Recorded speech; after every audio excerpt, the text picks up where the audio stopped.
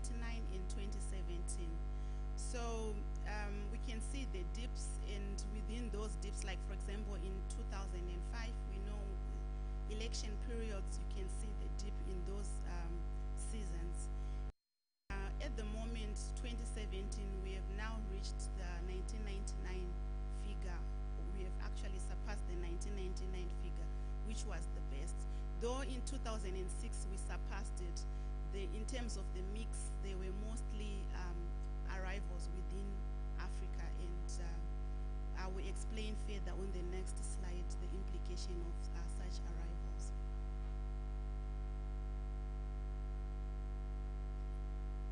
So, like I was mentioning in the previous slide, 1999 compared to our current, where we are saying we have surpassed the best year in terms of arrivals.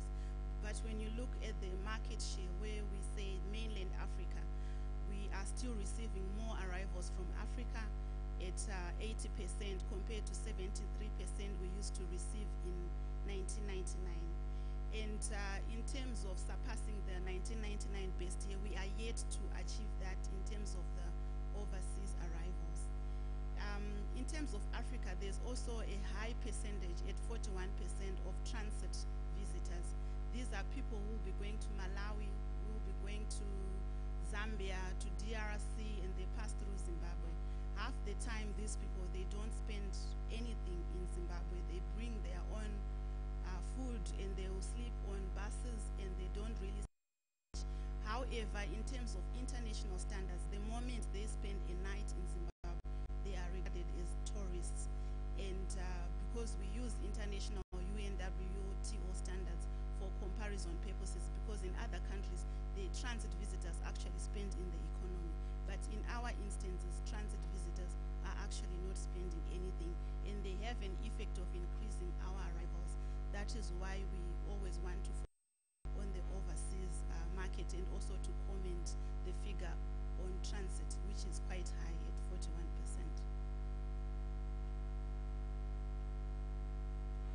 That is a trend of our overseas arrivals. As you can see from the slide, from close to 600,000, which was almost, we were reaching to 1 million of overseas tourist arrivals.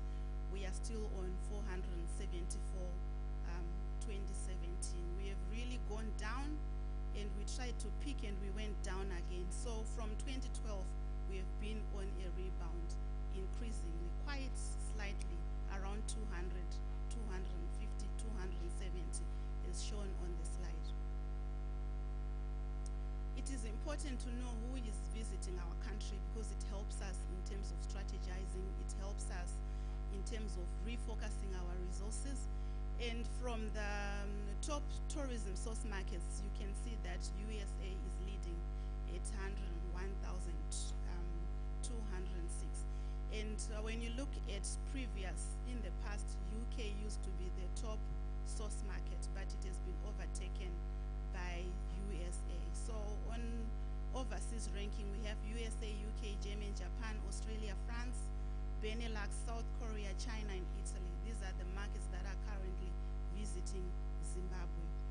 In terms of Africa, I would just want to comment, when you look at South Africa, we could easily place it on the overseas market, because the behavior of this market is very different from the other countries like Mozambique, Zambia, and Botswana, which are mainly transit visitors. They have more than 80% of their arrivals being transit, particularly Mozambique and Malawi.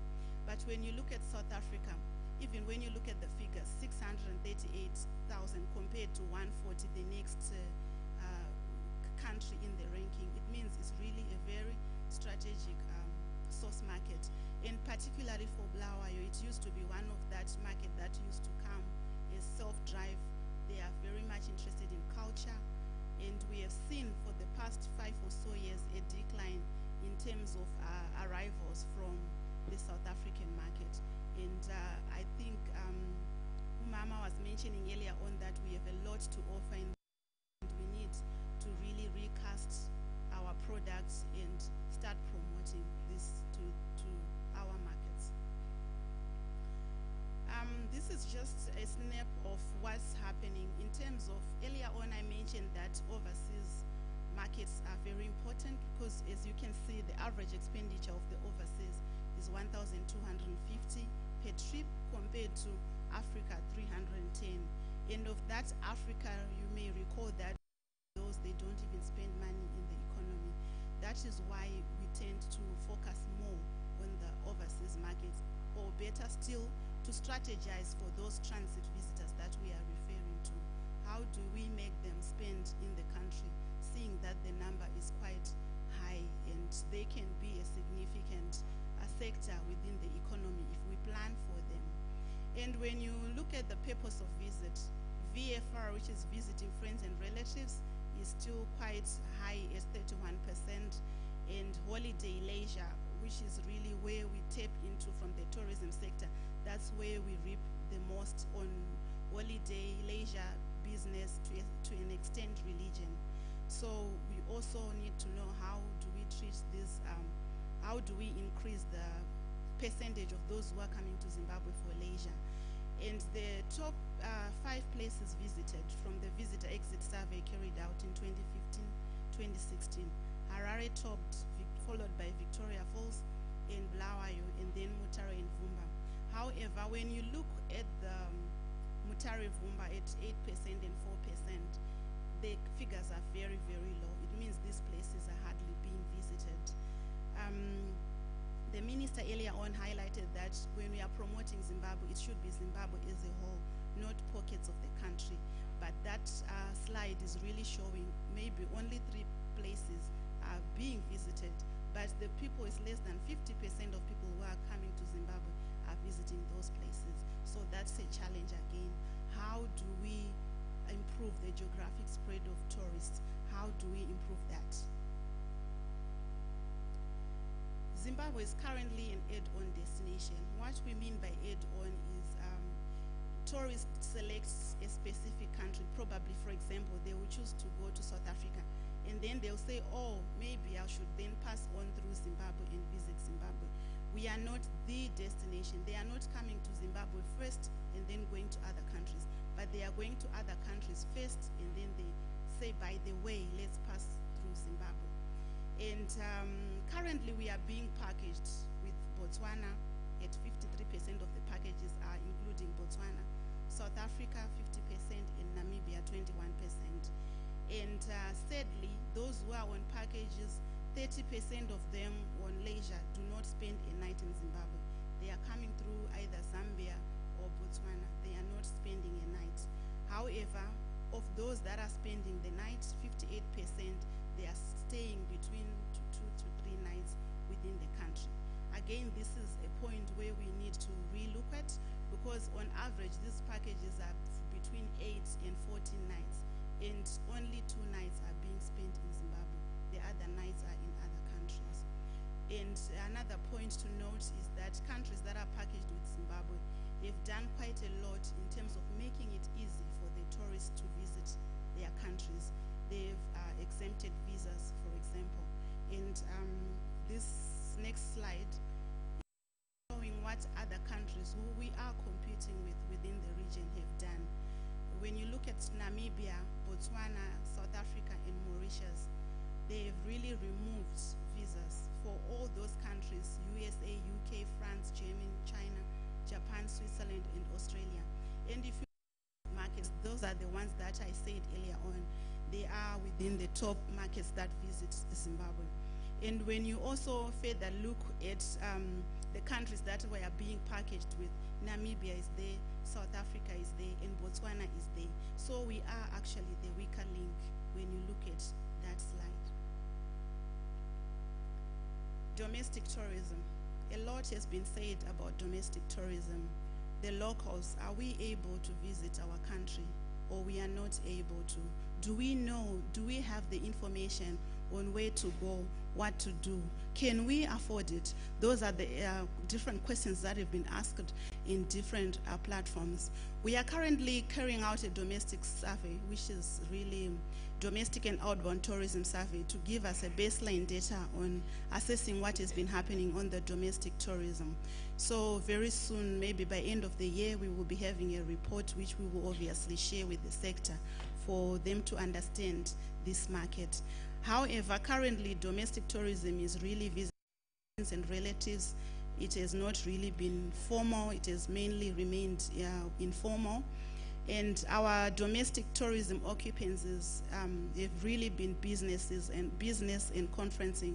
People going on business conferences, meetings. They have been in the increasing the occupancy levels in hotels. There's very, very limited domestic leisure tourism, and this has been confined to public holidays, Easter and Heroes holidays. And these also have a major component of the diaspora. They've been influencing the domestic leisure as they send money for their parents to visit places of interest. However, this has been happening on naturally. There has not been a thrust to promote domestic tourism by the sector collectively. This is just to illustrate the weakness of our domestic tourism. When you look at the national museums and monuments, in 2017, 200,000 people visited our national museums and monuments. And of that, 90% really were domestic. And when you go to the national parks figures, only 316 domestic locals visited our national parks. And we are saying our population is around 14 million. In a population of 14 million, we have less than 500,000 people visiting our parks. And yet, for example, when you look at the national parks figures, it's 46, which means it is less than internationals. International are visiting our national parks more than us. I've just decided to come closer home to Matobo National Park, and it was quite encouraging to see that at least for Matobo, locals are more than foreigners visiting the parks. However, when we look at the absolute figures, we are still very far. We are still less than 100,000 visiting our Matobo National Park as locals, and still that's very discouraging. I'll then move on to the mice business. Again, I'll quote our minister earlier on. She mentioned that we should start looking towards events that boost tourism, carnivals, festivals. She was really right, because you will see later on as I will highlight the importance of conferencing business or the importance of festivals in boosting tourism. In terms of capacity, Bulawayo at the moment, they have 16% of the total capacity we have on MICE facilities, that is exhibition halls and conferencing rooms. And sadly, Midlands with 23% after Rari, they actually don't have accommodation. They have a conferencing facility, but there's no accommodation in that region. So sometimes it becomes difficult to attract conference when you actually don't have accommodation to accommodate the people. I will just highlight quickly, in 2016, 82% of the meetings, incentives, conference and exhibition, which was actually meetings and conferences. And of those meetings and conferences, the majority were from corporates at 39%, and then government 26%. And then exhibitions, Bulawayo boasts of a very big exhibition facility. 1% of MICE business was from exhibitions, which means we have potential and we have capacity which we are underutilizing at the moment. That's the slide I was referring to, where when you look at the average length of stay, conferences and meetings, they tend to have a longer period of clients being around a facility. At 6 days, for corporates, they spend around 6 days on meetings or conferencing, and then government 4 days, NGO 4 days.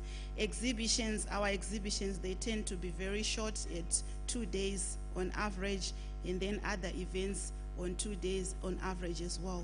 It's also bring the issue which was being referred to of us having carnivals, festivals, because they will have a tendency of people staying longer within that region, and that ultimately boosts our occupancy levels and our revenue in terms of our average spend. These slides look at the room occupancy by region, where we are looking at the capacity, the total number of rooms we have in each region, and then the capacity levels in each region. So total as a country, we have 6,483 rooms. These are only hotels. Lodges are not included in these statistics. We are only looking at hotels. And it's also said to note that in a very long time, I think since independence, we have not had any significant hotels being built around the country. And again, we have remained with hotels which cater probably for the high range of the economy and no low-cost accommodation facility. So this will have a ripple effect on the domestic tourism, because our product is mainly remain Eurocentric in terms of price, in terms of quality, and we don't have anything that really is in between. So when you look at the occupancies, you can single out Vic Falls at an average occupancy rate of 55%, which was really a huge increase. And I will explain later on why the new airport in Vic Falls has really boosted the occupancy levels for Victoria Falls area. But we have areas that are still very much struggling, like Wange. It's very close to Vic Falls, but when you look at the occupancy levels, they are still very low. Why is it like that? What can we do to push the geographic spread of tourists to other regions? Bridge, which is very close to Bulawayo, is very, very low in terms of occupancy.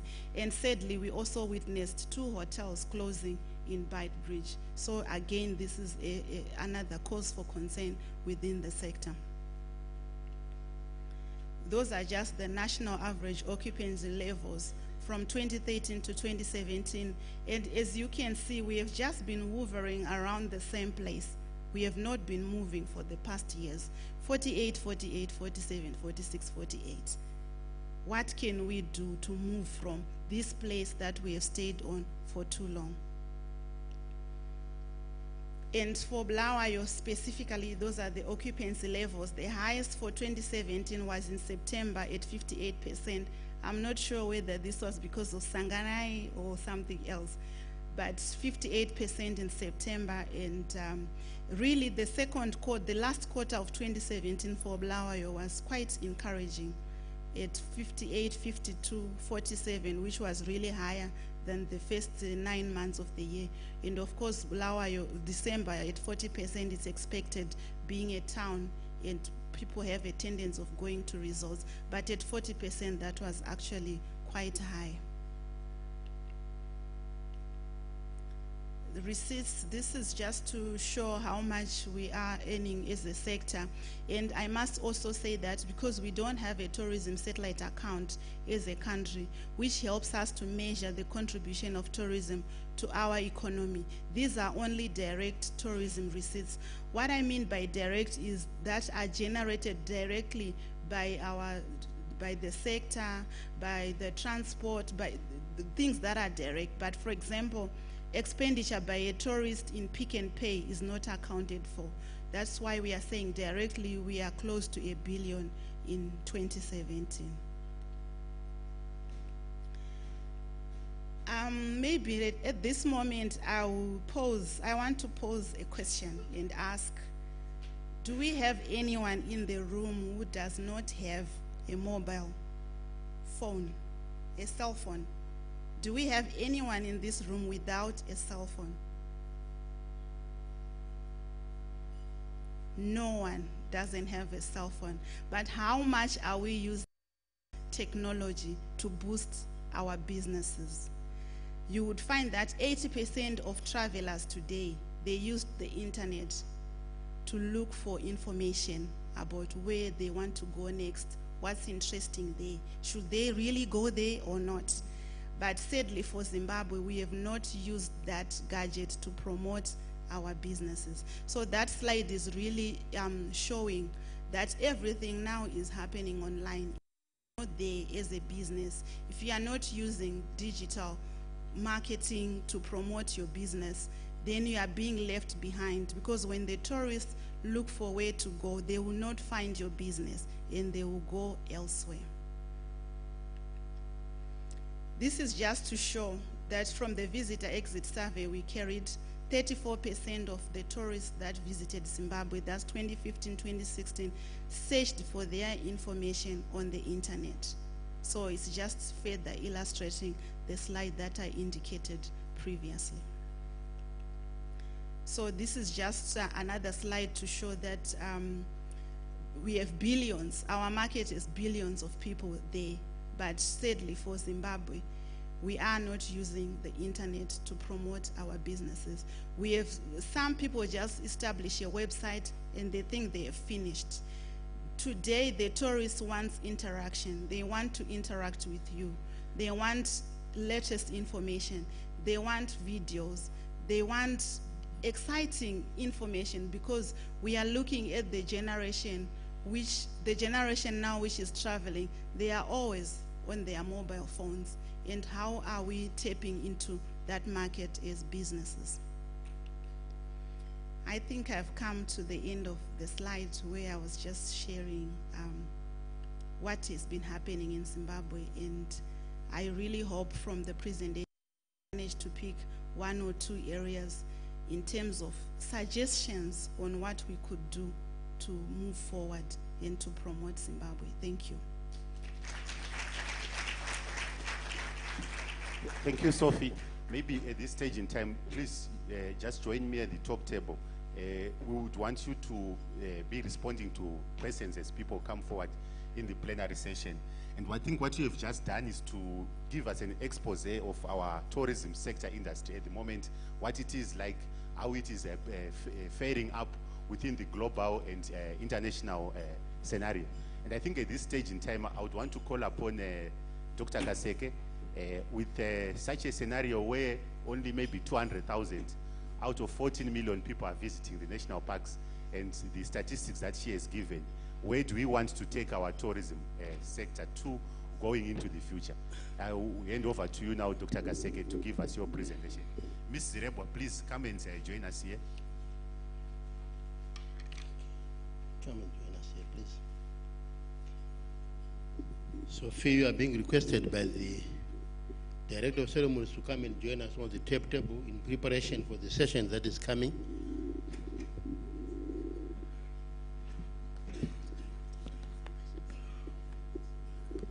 Okay, you can. Thank you.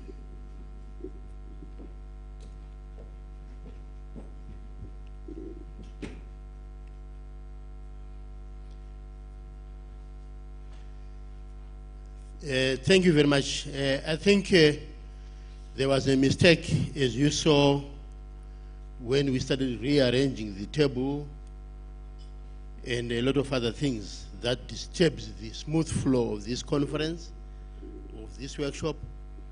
I also want to plead with you, maybe because that door is making a lot of noise for ministers. Every second someone is opening the door, every second someone is closing the door. The bangs are being heard here. So maybe keep the door open, because we don't want to continuously have the noise from the door. If people can limit movement, especially hotel staff, we are seeing you every second you are moving up and down. There's time for everything. This is housekeeping, which I'm announcing. That was my presentation. There's time for everything. Please stop, hotel staff, please, stop serving people food. People who should have come here, there was time for breakfast, there'll be tea break. Please stop serving people food. I'm seeing some hotel staff serving people food. Please stop it. Like the former First Lady.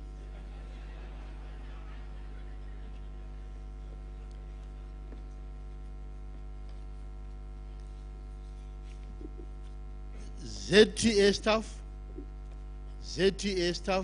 especially ZTA Ministry staff, you have been very commendable.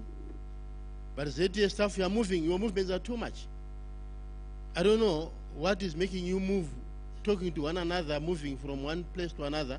You are disturbing, because once you move, people will look at you. By moving, you irritate the proceedings. Please, ZTA staff, move only when we have to, when it is necessary. I am pleading with you as well. I've been told by Zizi to pinpoint one Tsitsi who is moving from one director to another. I don't know what she's talking to those directors. Tsitsi, please, Zizi says, please stop your movements. Lead them to as much as possible. So I thought I should announce those few housekeeping things that are disturbing the smooth flow of this conference, of this workshop. And I'm saying that please, let's keep the conference flowing. And you can see that staff from the hotel is bringing in food. Please stop bringing in food in here. People have to eat, to have food at tea break, have food at lunch. This is not time for eating. It's time for listening and time for contributions. Thank you. I now go to, I have not been introduced properly. My name is Dr. Kariko Gagaseke. I am the Chief Executive of the Zimbabwe Tourism Authority, which is the National Tourism Organization of Zimbabwe. And I am presenting to you on the direction setting.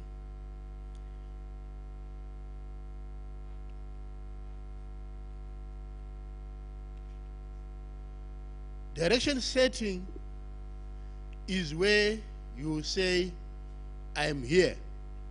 What Sophie has been doing was just trying to tell us where we are. And I think she has done well by giving us a synopsis of where exactly we are. Once we know where you are and you decide to take a certain direction and you know where you are going, then your job is half done.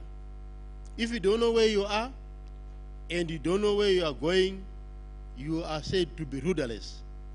And you'll be just going round and round in circles. And if you don't know exactly where you are, that is where you must start. And you must know where you are. In terms of tourism, the sector, we have been given some issues, not all the issues, but some issues which can give us an indication of where we are. And then we are then supposed to move, and if we're going north, we must then point to the north and we must go north. If we're going south, you must point to the south and you must go south. And that is what we're trying to do here. We're trying to set the direction. And direction setting should have a vision. An organization that is serious about what it is there, what it is doing, should have. The vision will give the direction of where it is going. And an organization must have a core purpose, the reason for its existence. It must have a core purpose, and core purpose are underpinned by core values, and then we must have strategic objectives that shall give definitions or explanations of these things as we go. I want to start by vision. Vision is very important for any organization, more so for a sector like the national tourism sector. We can't have a sector like we are having now without a vision. But do we have a vision? Do we have a vision at the moment as a sector? Honestly speaking, we must not be ashamed of stating the truth. The truth is we don't have a vision. The truth is we don't have a vision. Now, when we don't have a vision, what must we do? We must come up with a vision. And we have said, just try to say what a vision is.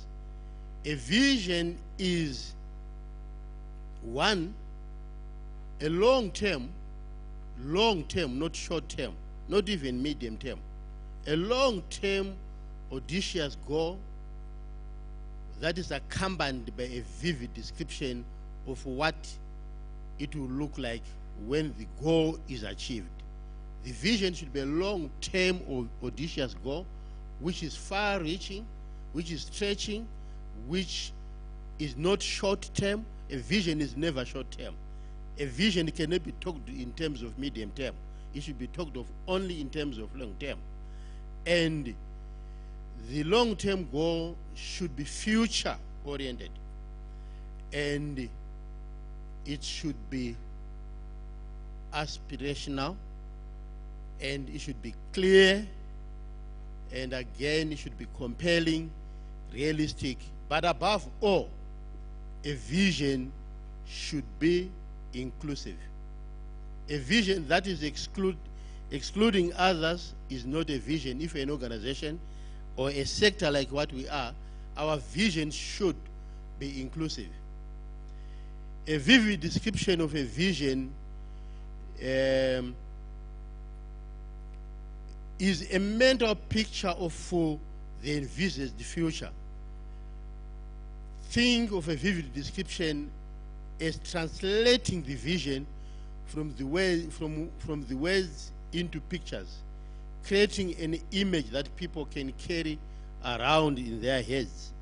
When you have given a vision that is audacious, long-term goal, where you want to be from where you are, like what we know where we are.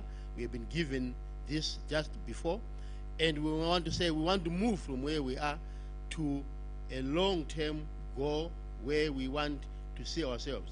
Then you say this is where we want to go. When you give your vision, you must be able to interpret that.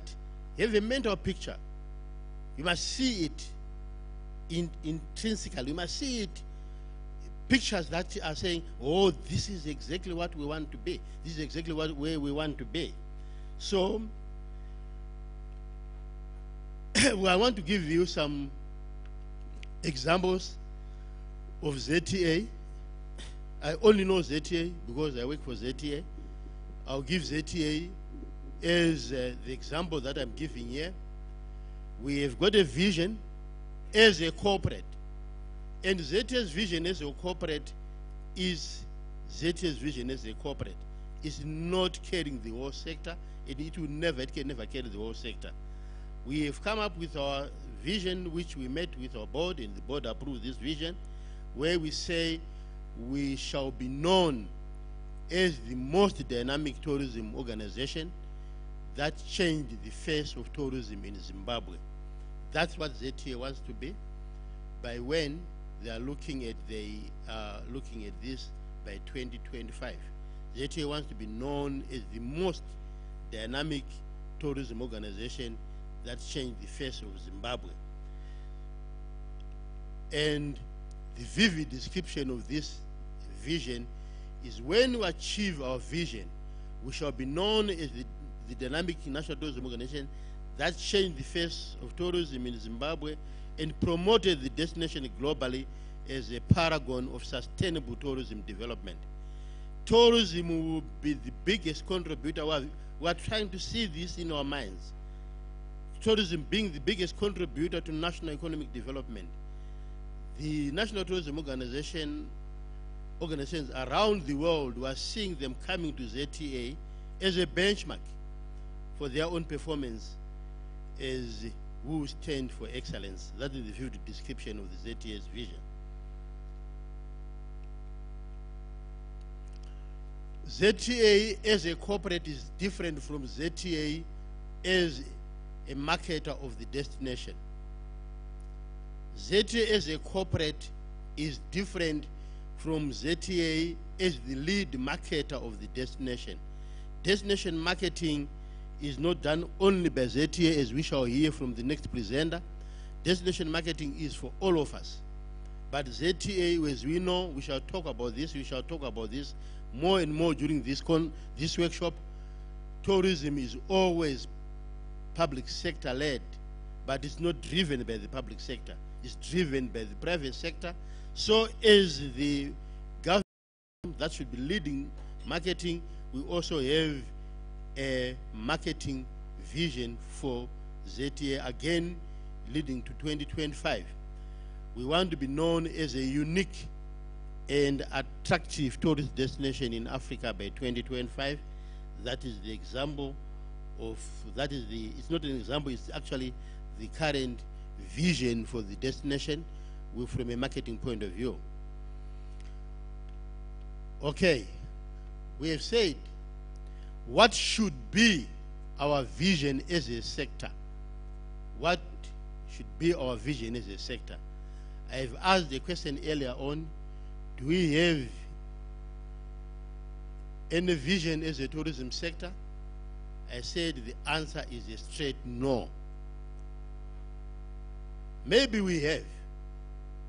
If we have a vision as a tourism sector, maybe one can tell me from the audience, do you have a vision as a sector?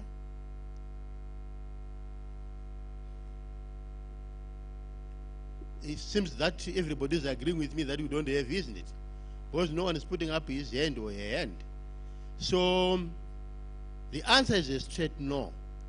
We don't have a vision as a sector.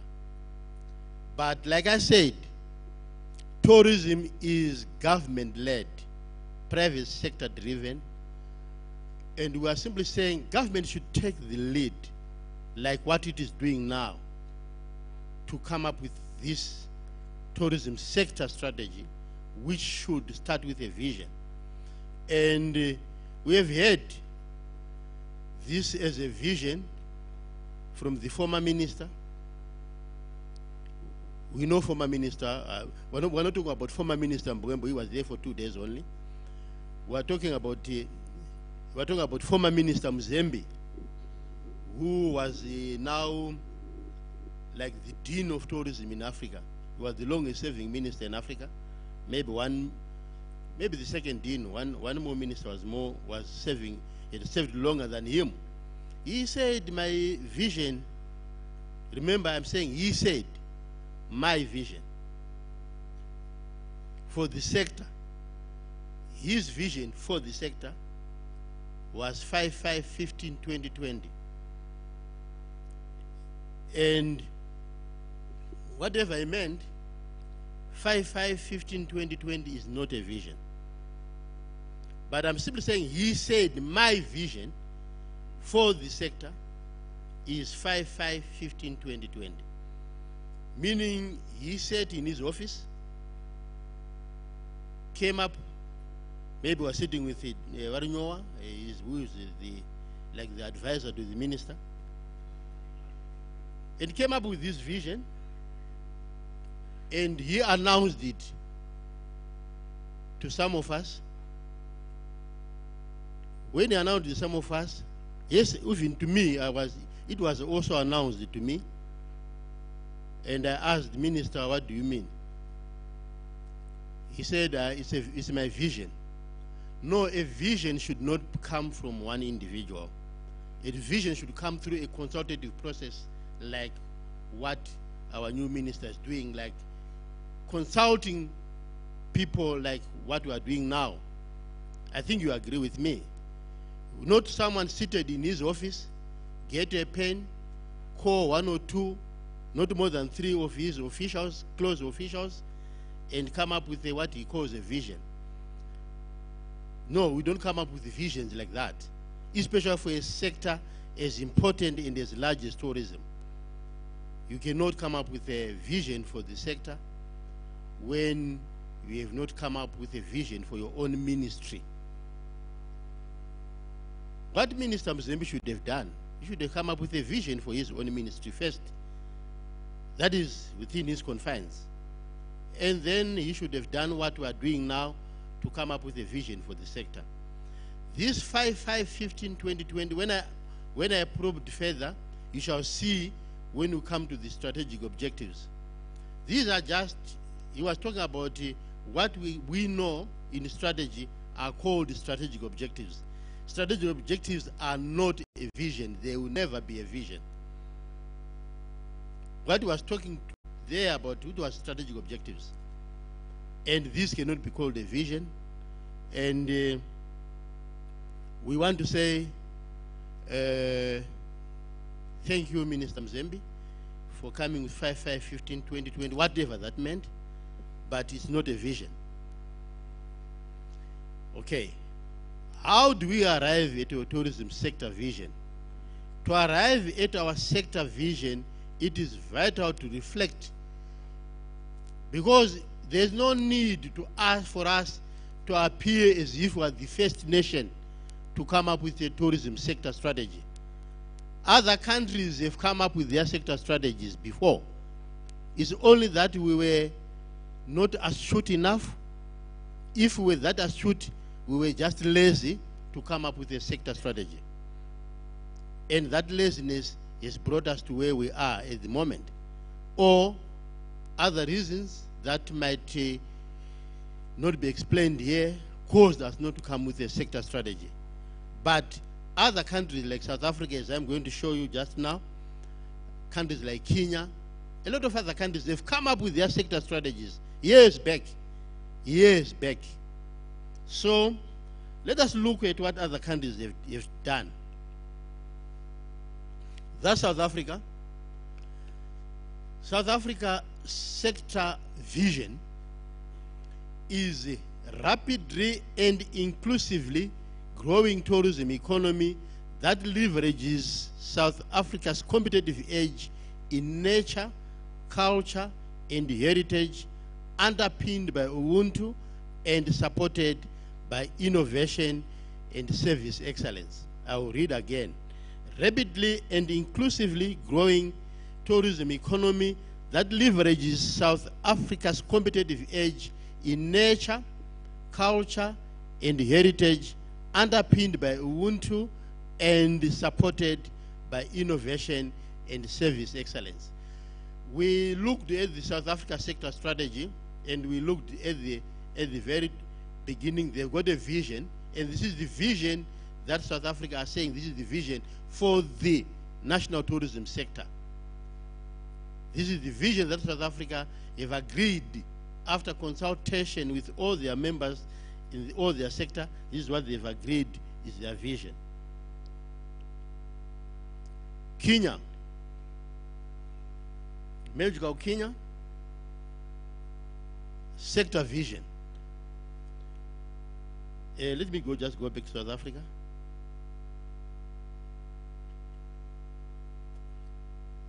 That is the brand logo for South Africa. I just wanted to say that that is the brand logo for South Africa, and that is the brand logo for Kenya, which is Magical Kenya. Sector vision: to make Kenya one of the top long-haul tourist destinations in the world, offering a high-end, diverse, and distinctive visitor experience. To make Kenya one of the top long-haul tourist destinations in the world, offering a high-end, diverse, and distinctive visitor experience. That's what Kenya are saying about their sector vision.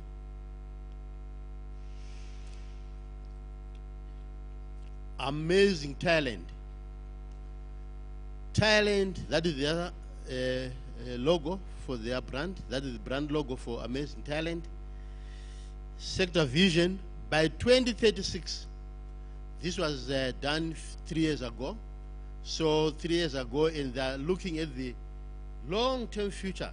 3 years ago, and they're looking at 2036. By 2036, Thailand will be a world's leading quality destination through balanced development while leveraging Chinese to contribute significantly to the country's socio-economic development and wealth distribution inclusively and sustainably. You see that the South Africa vision is talking about inclusivity. There's inclusive on South Africa vision, and here was also meeting inclusively. That is what should be, a vision should be all inclusive.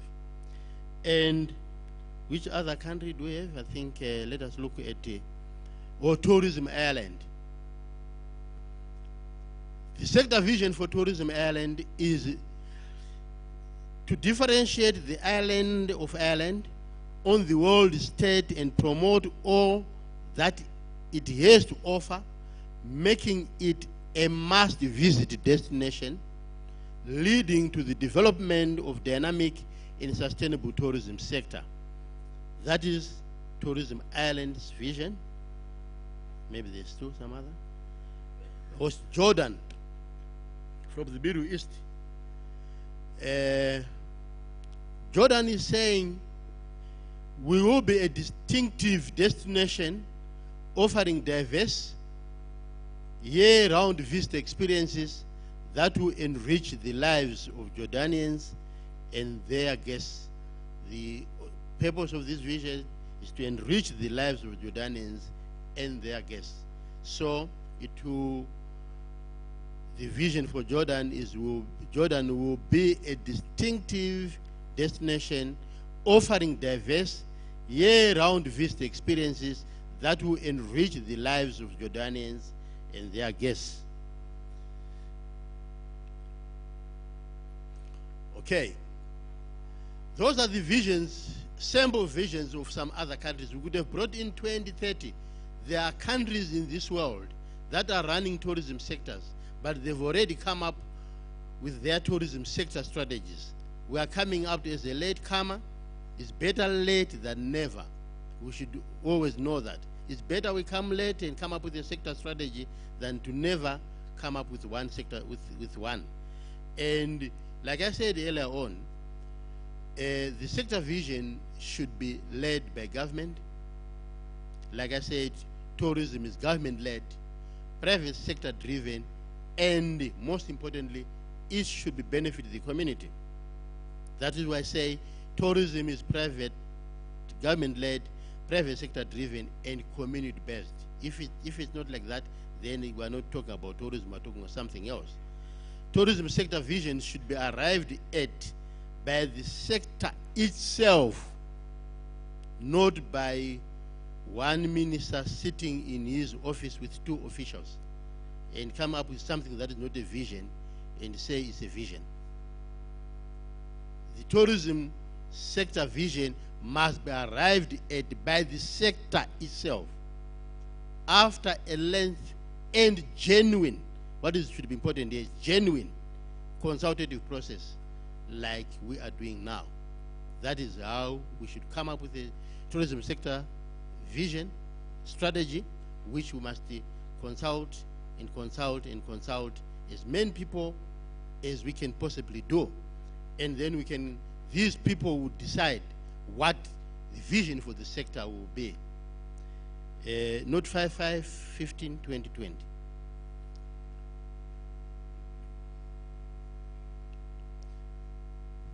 Okay, I've been talking about the vision. I want now to talk about the core purpose.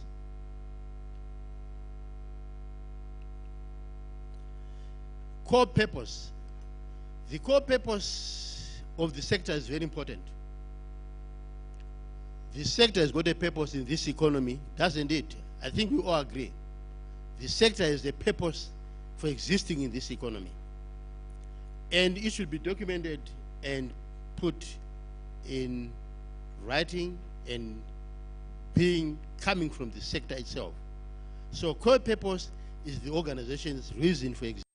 Some people say it's a mission, but we are calling it a core purpose. It should not be confused with the specific goals, those are objectives, or business strategies, but rather should be guiding and inspiring to those falling under such an organization. For example, we have got a core purpose for HP, which is to make technical contributions for the advancement and welfare of humanity. They are not talking about our core purpose is to produce laptops, no. To produce computers, no, they don't talk like that. They are talking their core purpose, which is inspiring. to make technical contributions for the advancement and welfare of humanity. That is HP, its core purpose. I'm just giving examples so that we put things into context. And the well-known Disney, they don't talk about making cartoons, making dolls, making whatever. They say the core purpose of Disney is to make people happy. South Africa, their current sector strategy, they've said our core purpose is to increase the direct contribution of tourism to the economy through partnerships, research-based collaborative planning, and the implementation of agreed priorities. That is the reason why the sector exists in South Africa. It does not exist for anything other than this.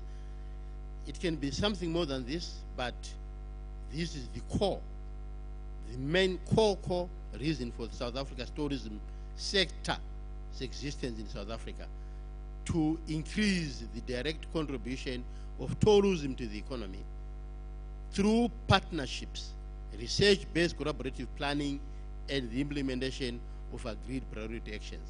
So these are the examples of core purposes, including some organizations that are not in tourism, but we just thought we should throw in South Africa's sector's core purpose. ZT's core purpose, that is what we came up with. I'm happy that one of our board members is here. She is agreeing with me that they are the ones who approved that. If I am not saying the truth, she would intervene.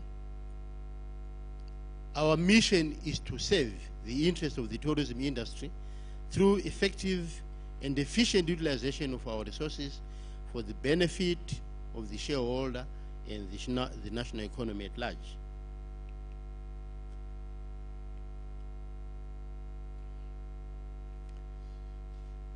Destination core purpose.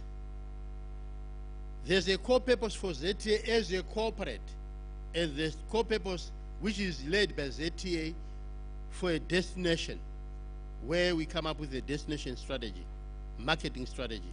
This is the marketing core purpose of Destination Zimbabwe, which is maybe closer to what we are trying to do as a sector.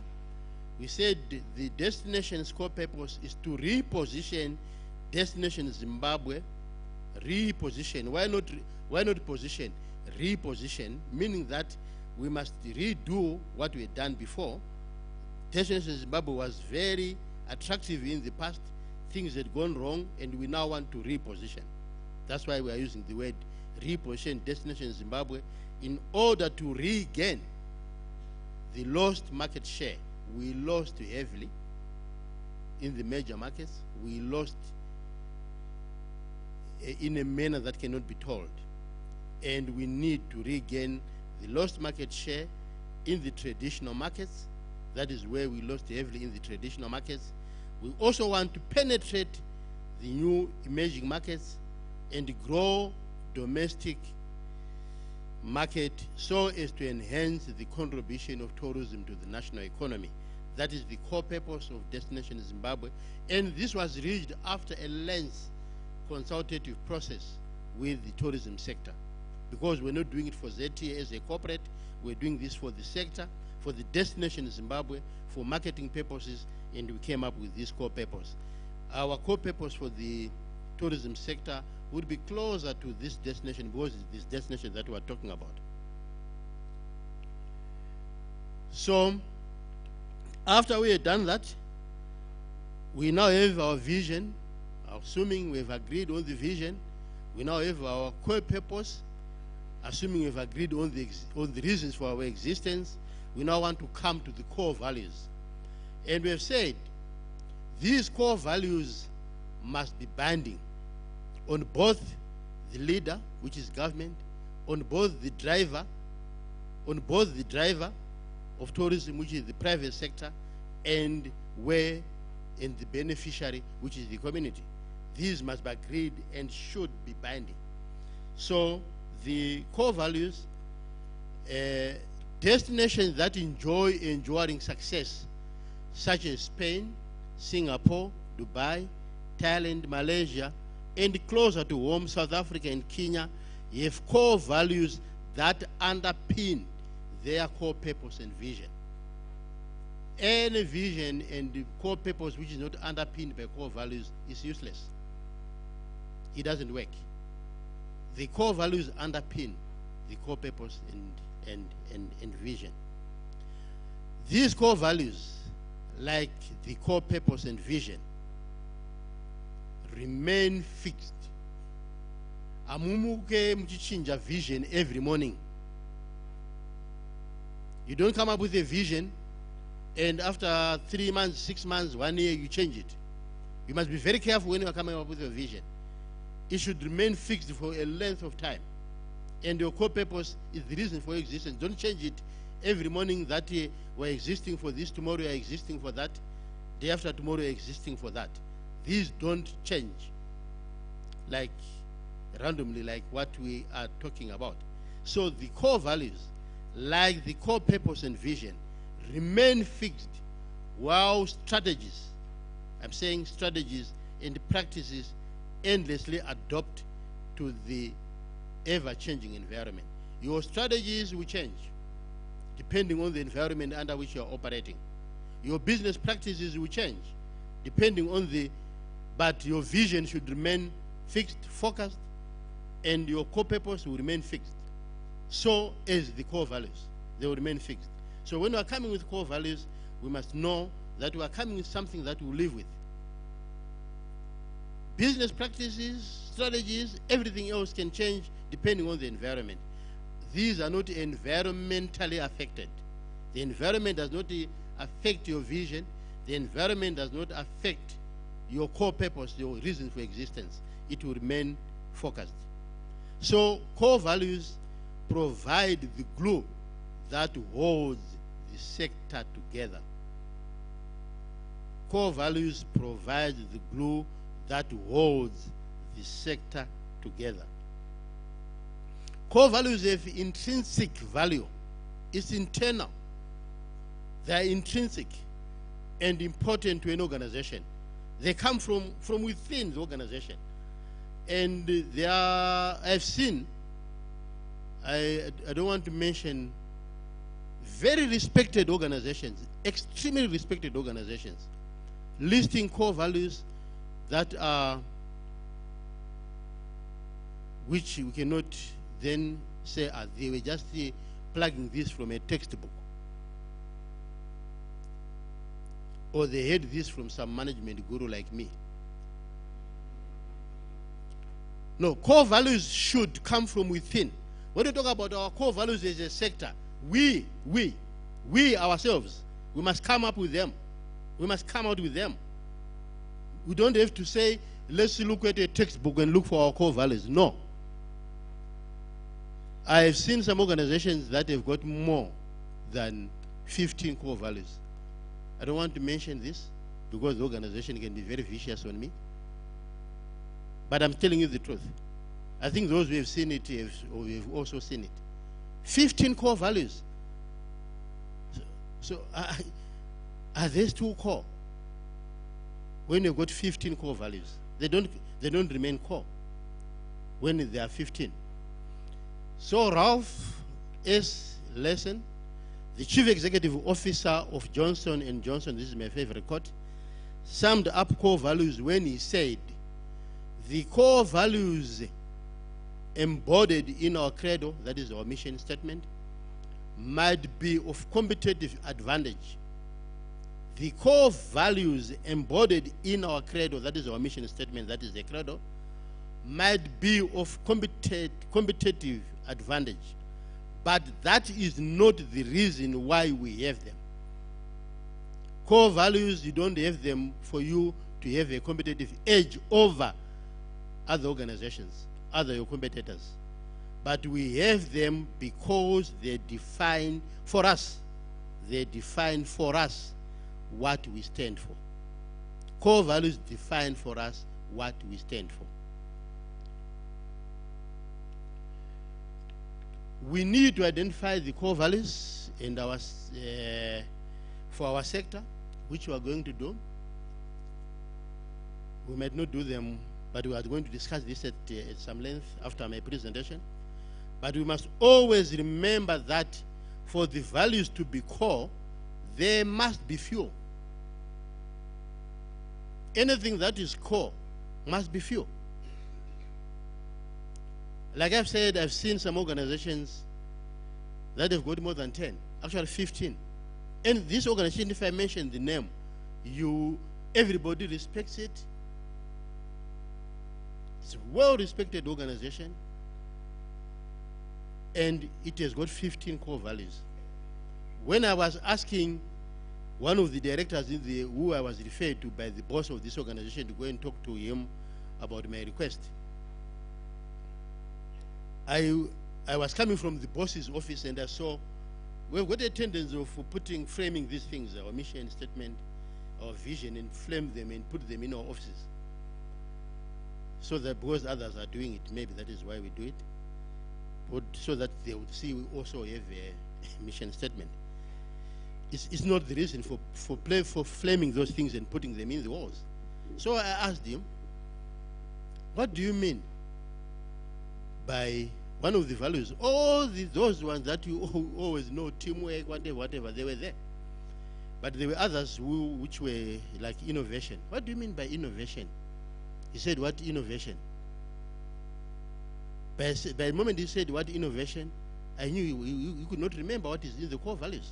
I said, on your core values. He said, what are you talking about? This is a director in that organization in whose office the chief executive's office displayed the mission statement, vision, mission, and core values. And I looked in his office, and I found out it was pinned just outside the wall as you enter his office. And I said, but if you know, you have it here. He said he doesn't know. So there's no need for a director in an organization to have a core value that he does not even know what it's there for, what it means.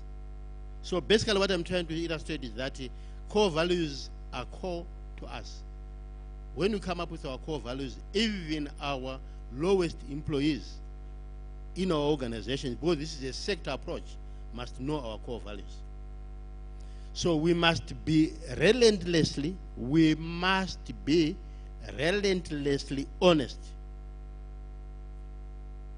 to define what values are truly core to the tourism sector.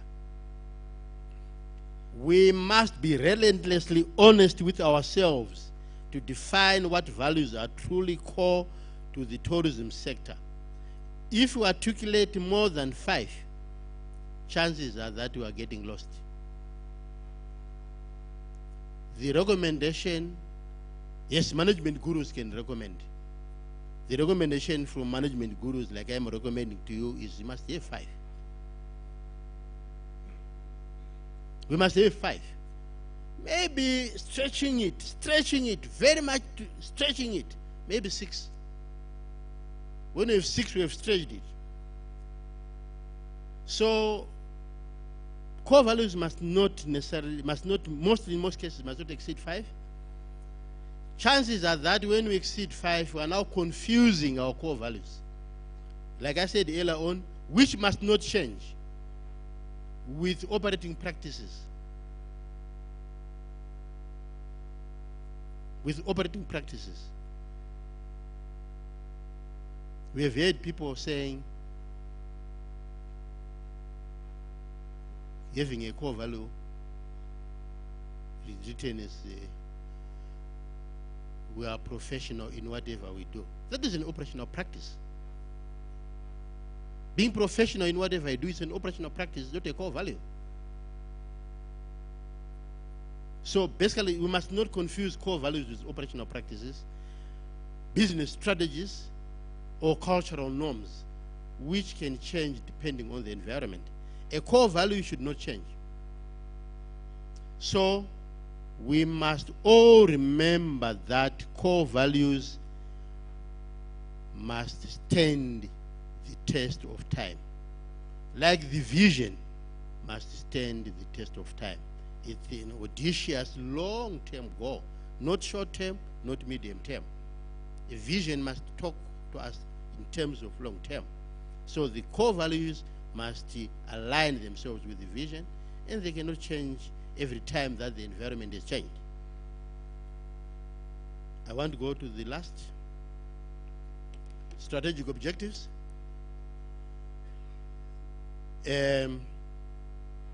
These are long-term goals that help us to convert the core purpose that we have come up with as the sector and the broad vision that we're going to come up with as a sector into more specific targets. Simply defined, an objective is what an organization must achieve to make the strategy succeed. Any strategy that is not coming from objectives is not a strategy. 5-5, 15, 2020 was not a vision. But 5-5, when I asked the minister what he meant by 5-5, he said he wants 5 million arrivals by 2020. He wants 5 billion in terms of receipts by 2020. He wants tourism to contribute 15% to GDP. These are not vision. These are strategic objectives. Vision is also learned. Awungomuka wakuziwa vision nukuti wanziwa minister. No. You have to learn it. President wanokwapwenda minister, and we respect you, and you must also respect us. But when you are appointed minister by the president today, umuka mangwana and that visionary, it doesn't work like that. It doesn't. No, I'm not talking about the honorable ministers who are here. You know who I'm referring to. You know, definitely you know who I'm referring to. And vision, you must go through a process of learning. You must go to school to learn about what a vision is. Yes, some visionaries are born. Some people are born visionaries. They don't have to go to school, but it's not most cases where people are born visionaries. Some people have to learn what a vision is all about, especially when you are leading a sector like tourism, where you must bring everybody together. If you don't know how to bring everybody together to come up with a vision, you do what our former minister did, called Warinyo Anawamzeza in his office, came up with a vision and said, this is my vision. No, it cannot be a vision for the sector. The vision for the sector, I must emphasize, should come from you, should come from the consultation that we are doing now. So I'm just giving these strategic objectives just as examples. They are not, I'm just giving what some of the strategic objectives should look like. Okay, for example, when we talk about tourism arrivals, which we must talk about in our strategic objectives, we must talk about tourism arrivals. To increase tourist arrivals from 1.5 million in 2017 to 15 million by 2030. That is a strategic objective. It's a target that we must then achieve to achieve the vision. So a vision should have objectives. So when we say our vision, we must then have a mental picture in the vivid description that I talked about, where we are visualizing it. We must visualize our vision. And we are simply saying to increase tourist arrivals from 1.5 million in 2017 to 15 million by 2030. These figures are just figures that are just true so that you understand what a strategic objectives would look like. And when we talk about GDP, which was the 15, that was 5515, what was Minister Mzembe, to increase total direct and indirect contribution to the national GDP from the current 2.5 billion to 11 billion by 2030. These figures, I just put figures for purpose of illustration. Please understand, these are not figures that are real. I just put figures, but we must have figures that are real. We get the real figure of what GDP of tourism was in 2017 from Ministry of Finance, Economic Department, especially from Zimstats. They will give us the actual figure, and we then articulately and articulously try to come up with a figure that we think we can achieve by 2030. And then to increase tourism export earnings, these are the receipts. Export earnings, you know tourism is an export sector. The only difference is that what we export is consumed from here.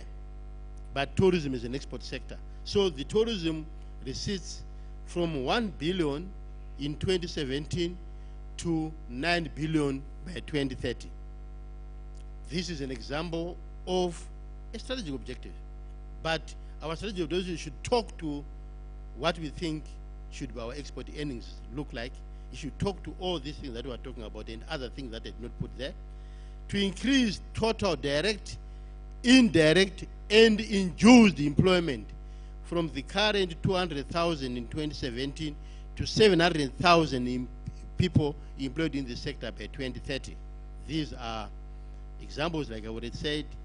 To increase contribution to capital investment from the current 500 million in 2017 to 1.5 billion by 2030. I am just giving these figures that I put in there as illustration, but the areas that I'm talking about, these are the areas that we think, and maybe some more areas that we think we can also talk.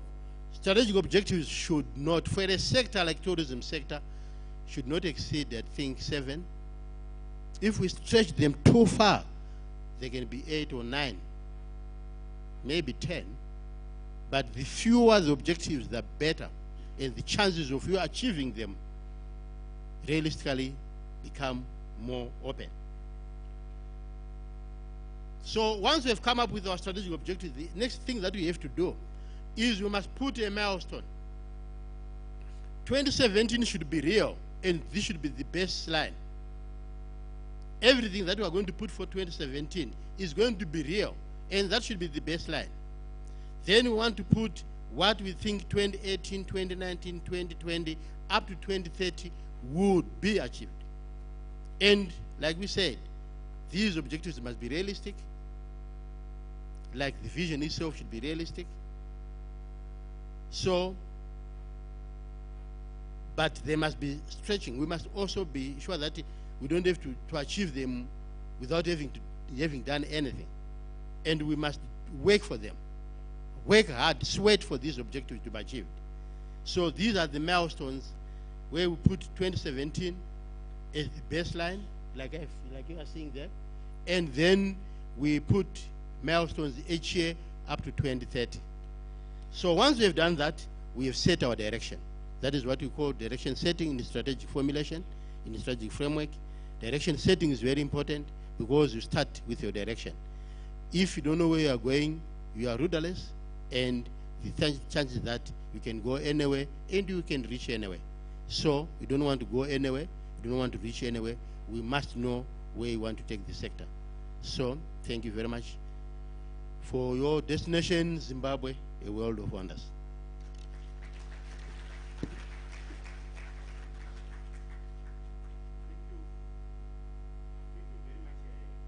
Dr. Kaseke, if you would be kind enough, please come and take the seat beside me, so that at least we, yes, right, so if you will come and sit to my left. I think the way we want to proceed now is, you have really outlined in this session the situation of where we are as a destination, and you have given us 3 critical areas which we need to look into: the vision setting, the core values, and also the strategic objectives. What is now quite critical from your presentation was to say, this is for you, this is for me, this is for all of us. And everyone who is here should be able to identify with what we are going to put in the national tourism sector strategy in those 3 broad areas. Allow me now to open up the floor. It will be very critical to hear what your input will be. What do you want to see as the vision of the tourism sector? What do you want to see as the core values of the sector? And in what area do you want also to contribute in the strategic objectives that Dr. Kaseke has given us? He has given us on 5 broad areas: tourist arrivals, GDP, employment, capital investment, and also on the tourism receipts. Is it all inclusive? Is there a particular area you want to be covered? Maybe when you rise to make your contribution, briefly tell us who you are, and then you can proceed to give us your input so that we are quite clear on what it is. I'll open the floor now.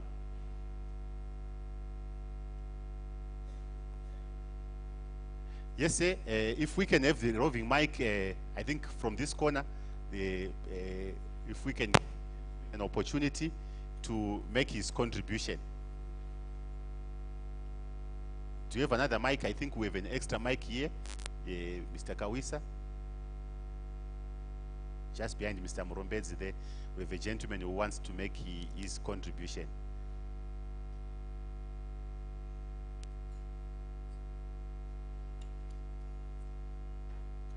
Yes, sir. Over to you now. You can just close. Thank you so much, Mr. Facilitator. Maybe people just want to see if you'll be kind enough just to show how tall you are to the. All right. Thank you so much, Mr. Facilitator, and I would like to thank the 2 presenters. I think this is an eye-opener. But the first question that I had in my mind is to say then, how then was the ZTA actually operating as a sector without a vision all these years? And I think I understand the board, and then it's something that is really very confusing.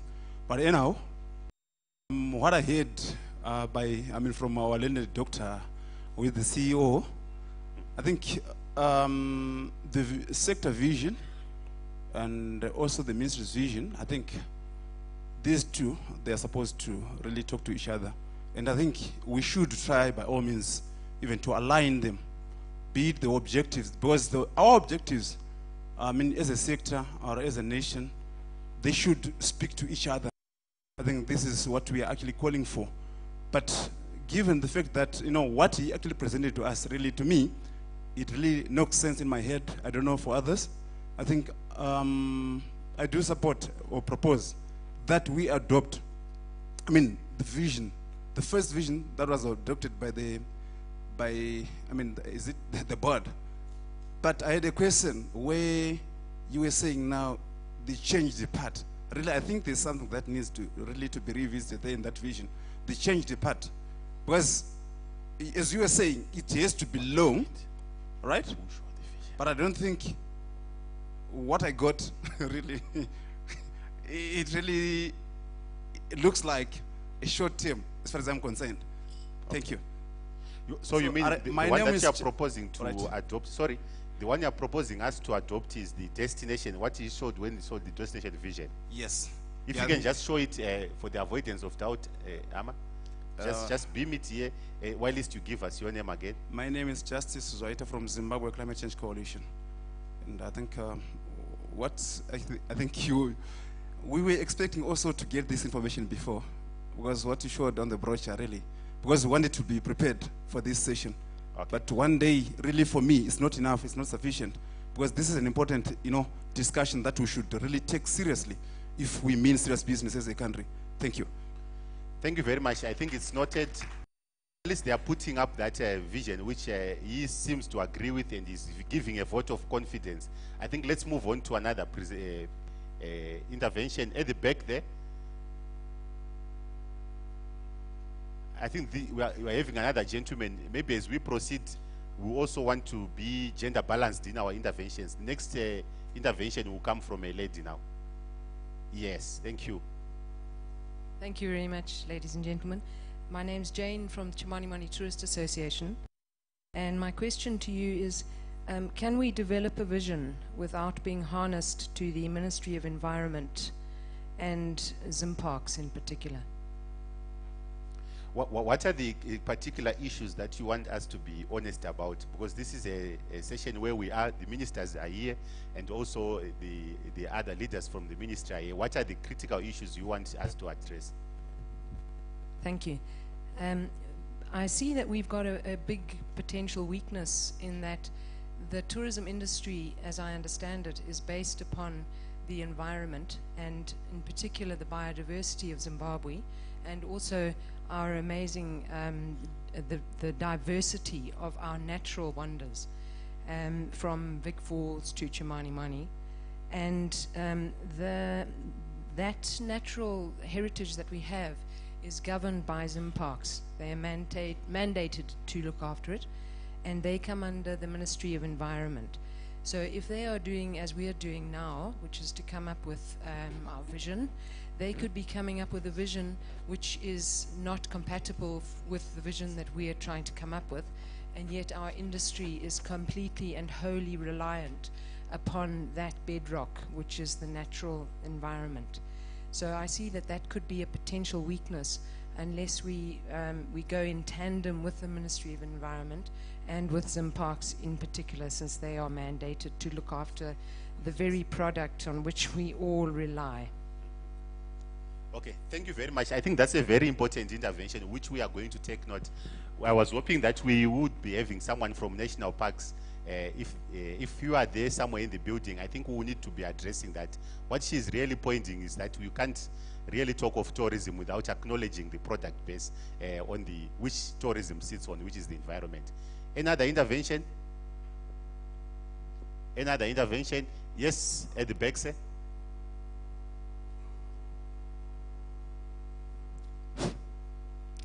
Good morning. My name is Mika Darlington. I am a member of the Technical Working Committee for Bulawayo, who are fighting on developing a branding strategy for the city. I'm also part of the Technical Working Committee for the Special Economic Zone. So to just give you a bit of background on what on me. Now, I also wanted from your presentation, I got, the technical data, the statistics. I got also the issue of the lack of vision. But I think also, we might put my input towards what Dr. Gaseke presented would be, other than coming up with a grand strategy or a vision, so to speak, why we in Bulawayo are saying, why don't we come up with a theme? A tourism theme. We already have a theme for the city, which is the gateway to Bulawayo, the gateway to Zimbabwe. It's industrial. Yes, it's Zimbabwe. Bulawayo, the gateway to Zimbabwe's industrial and cultural hub. That's what we have become. But then what I'm saying is, why don't we come up with a theme that paints the tourism for Bulawayo? Why don't we come up with something?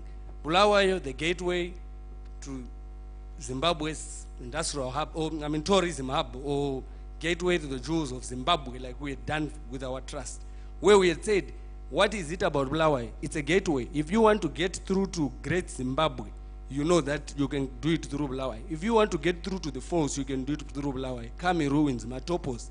So, in essence, why don't we come up with a theme that paints that picture? At least from that theme, we're able to work towards a grand strategy.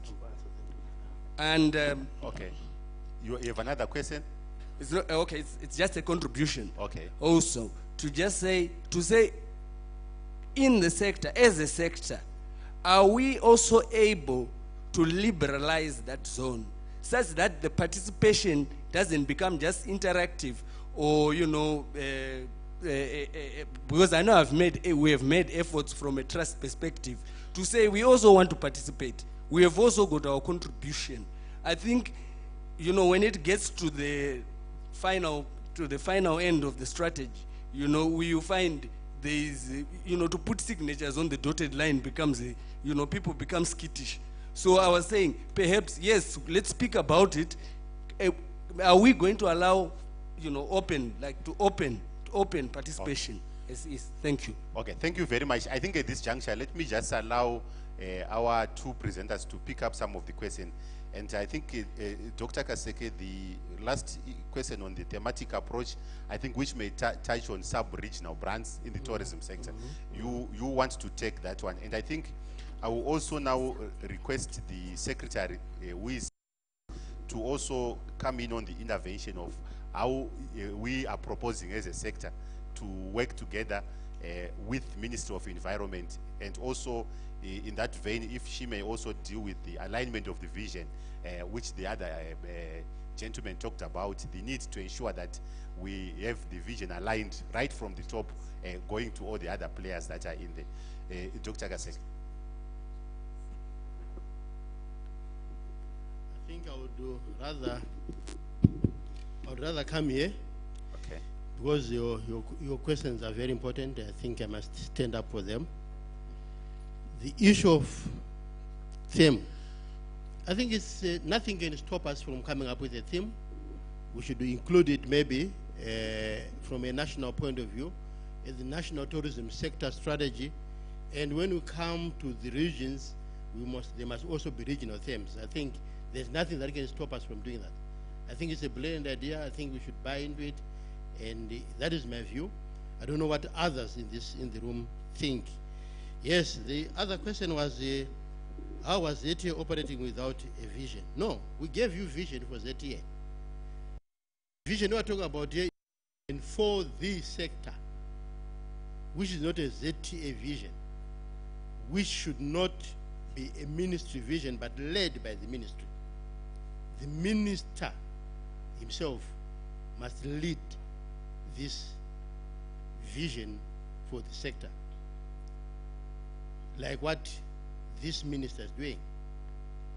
I don't want to talk about a minister who is not there, because he is not here again, and I don't think he will be here in the foreseeable future. As we know, he was even recalled from Parliament. So I don't want to talk about him.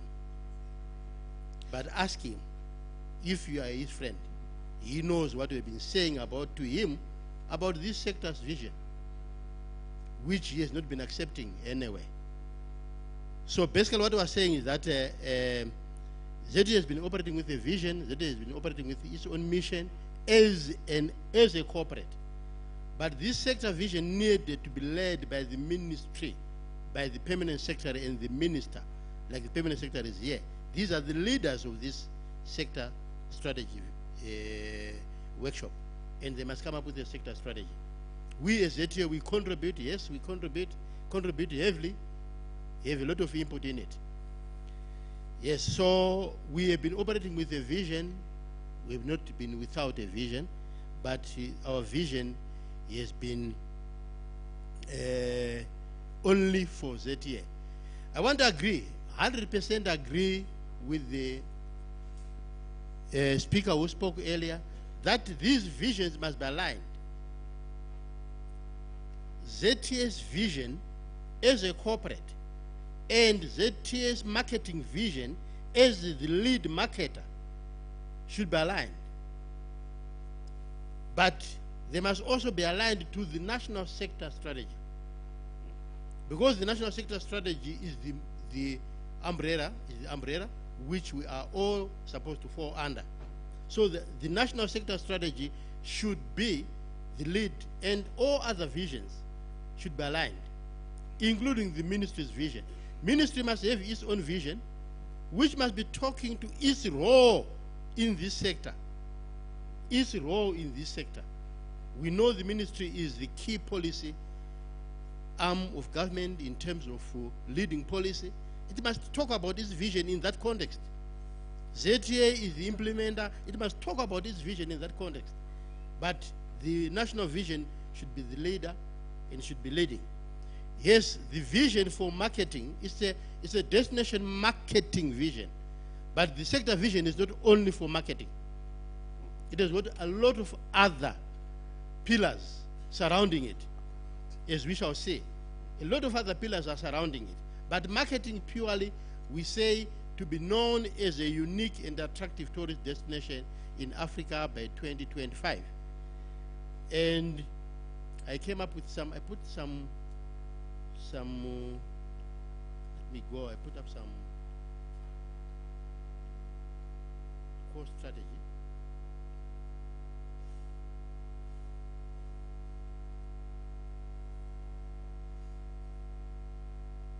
Yes, yes. That is what I say, the core purpose for the destination from a marketing perspective. From a marketing perspective, I said, to reposition destination Zimbabwe in order to regain the lost market share in the traditional markets, penetrate new markets, and grow the domestic markets so as to enhance the contribution of tourism to the national economy. This is the core purpose of Destination Zimbabwe from a marketing perspective, which I said I don't think even the core purpose of the sector should be largely different from there. They must be aligned. I agree with you that they must be aligned, and aligning them we are going to do. I hope everybody agrees with that position. Is there any question that I didn't answer? I think the only question you haven't answered will come later. Maybe you can come and take your seat, Okay. so that we allow the secretary to give us a intervention on the other issues that were raised on biodiversity. As we all know that we probably are one of the remaining Garden of Eden in terms of our biodiversity. But if we don't align what we are doing now as the sector with that, I think we could run into a challenge. Dr. Chitepo.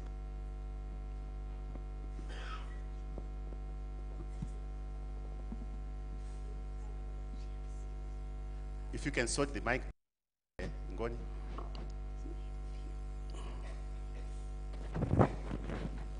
Thank you. I'm just going to stand so that we can all see me.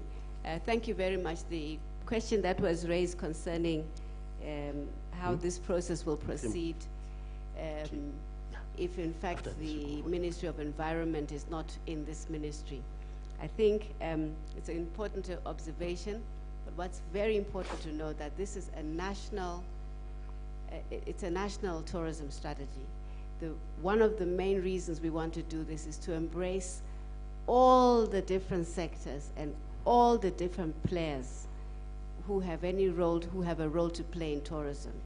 And of course, naturally, biodiversity of our products, whether it's wildlife or trees, the natural heritage that we have are key. In fact, they probably are well over 70% of what is generally called the tourism product. So they're very key. Just because they're not leading this from a tourism perspective doesn't mean they're not important. And I'm expecting that they would be here as representing their organization, and even if they're not, as we craft this policy, we cannot craft tourism policy without incorporating the biodiversity of the country. So you as operators, when we come to crafting this, are going to, through your own operations, define the value of biodiversity to achieving the tourism goals that we want to achieve. Do you understand? And they are with us. They're part and parcel of this whole process. I'm just not sure why they're not with us. We were with them in Harare, but I expect, and I'm sure that many of you who are doing your operations are already are working anyway with that sector. So we are going to expect you to contribute in that way. But I also want to share with you just how other sectors are also involved in the same way in crafting or contributing to the tourism strategy. Talked about environment, and that includes even our trees and how we conserve them, how we use them. It's all part of the whole story. Then there's culture, and it's not just limited to our heritage, but our modern and our contemporary culture, the arts, our musicians, our new designs, new opportunities are all part of this. Music and sculpture, our sculpture is very important. Film tourism is big tourism. We could become a big center for just people coming, exporting through film about Zimbabwe and what is best about us, our stories, the way we interact. That is also tourism. Marketing, what we do. So film is very much a part of tourism. It's just how we package this. Then there's the arts and crafts, of course we know, but there's still a whole lot we could be doing more about our crafts.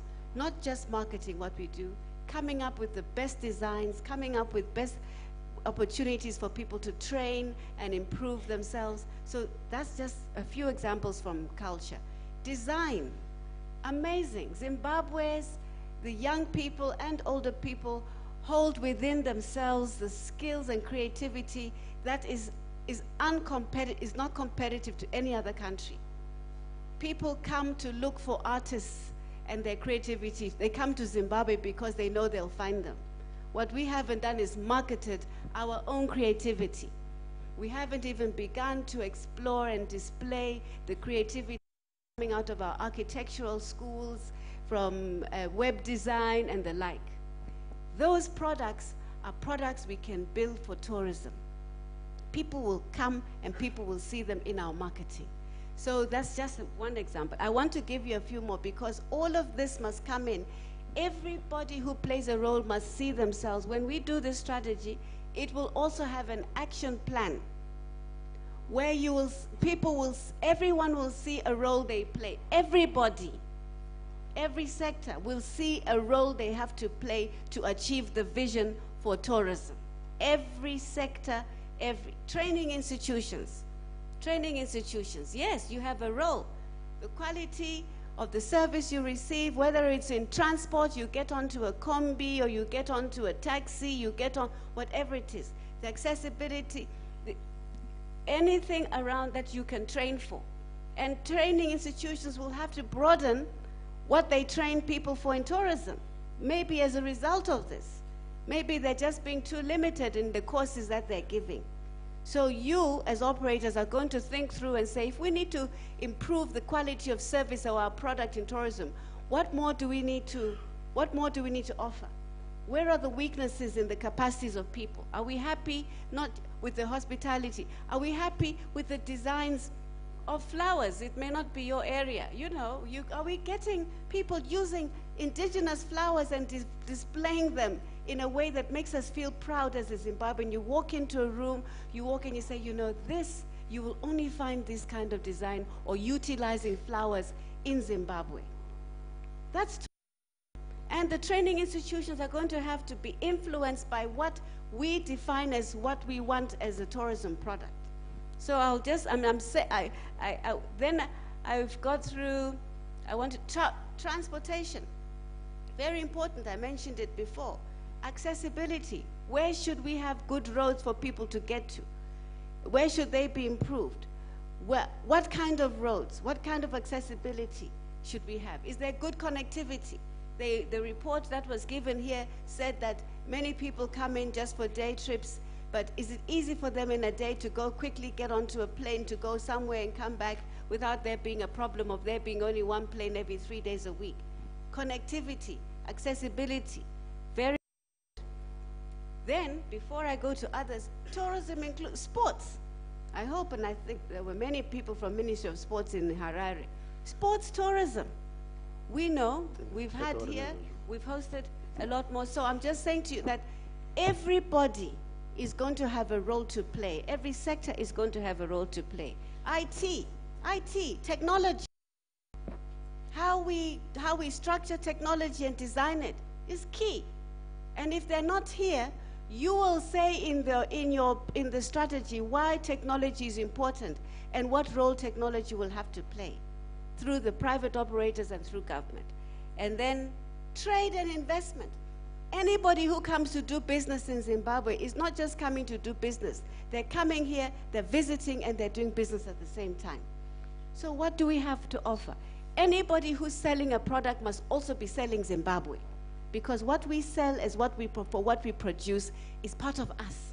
and we're marketing ourselves and we're making ourselves known. So you can't separate tourism from trade and investment. Trade and investment is implicit in tourism.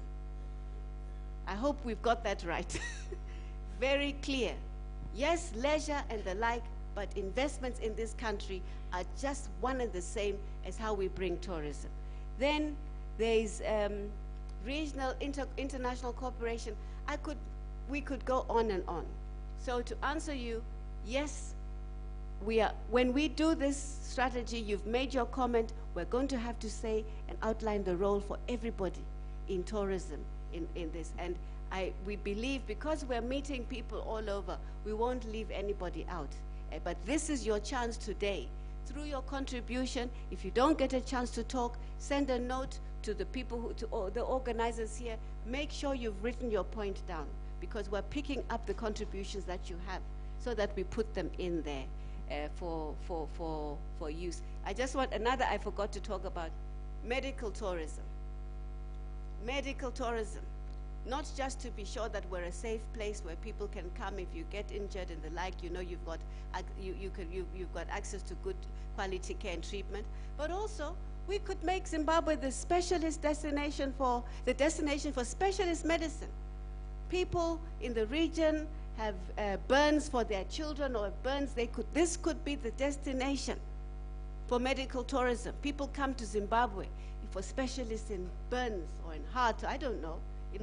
So we're in this new strategy, we're broadening the concept of tourism, far broader than just leisure, but looking at and inviting and attracting the concept of tourism to be much more broader and much more comprehensive than we have done so. So it's up to us as Zimbabweans to open that scope and to invite those in terms of in our discourse. There's many more, but I hope that this just lets us feel comfortable that we're on the edge of directing a very important part of the future of what this country can be. Not just for leisure, but in all these different areas. So we're looking forward to all of those. Thank you very much. Thank you very much, Dr. Tepo. I think it will be critical for us to just outline that this session that we have just had is just one of the sessions, and we're going to have another session specifically dealing with destination marketing, dealing with destination management and product development, where the bulk of the issues that she has highlighted will also come out, and also the issue of the women and youth. How can the women and youth participate? And we want to get it from you who are here. And ladies and gentlemen, it was my proposal that this session has been long and intense, and we would propose that we break for tea for 10-15 minutes, and exactly 12 we come back so that we can have with other sessions. Please don't go away, and we are still live again on the social media, and we want to say welcome to our Facebook and YouTube channels. You can continue using the hashtag NTSS2018 as we continue to reach you live from Bulawayo Rainbow Hotel. Ladies and gentlemen, we close this session and we break for tea. Thank you very much.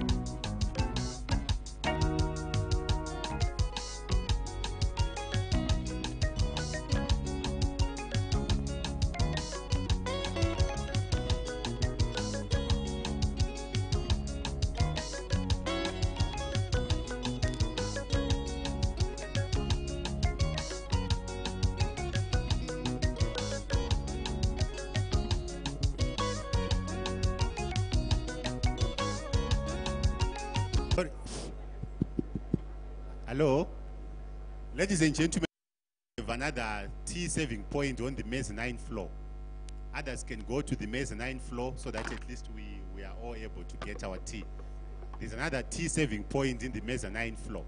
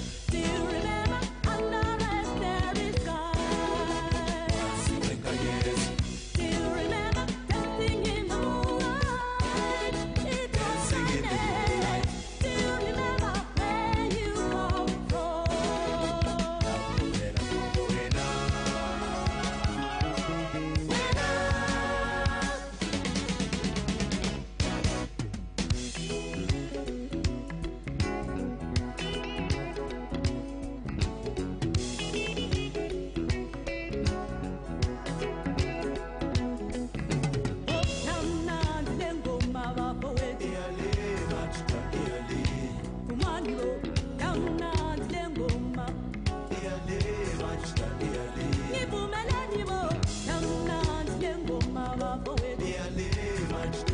Hey, yamnandi lengoma. Hush, mama, don't you cry. Everything will be alright. We shall be back someday, someday. 'Cause the rhythm of the jungle beats in our heart.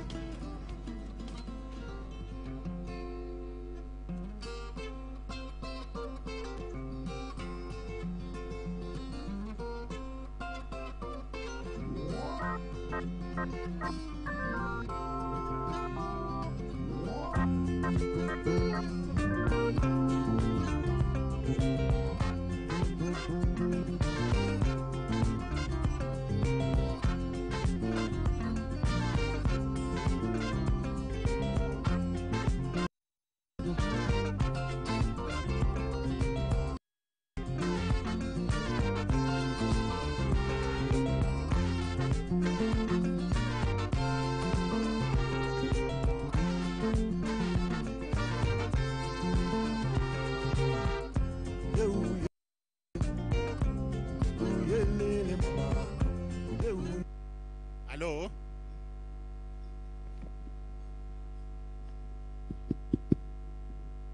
Thank you. Thank you. Can we kindly take our seats?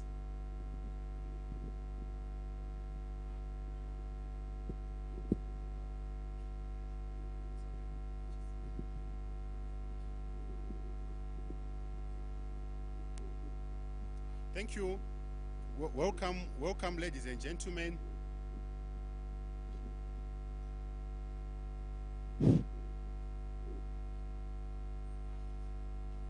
Hello? For those that are still having tea, if you can just do so quietly to allow us to proceed to the session 2. And I'm quite keen to have the following now come to take their positions.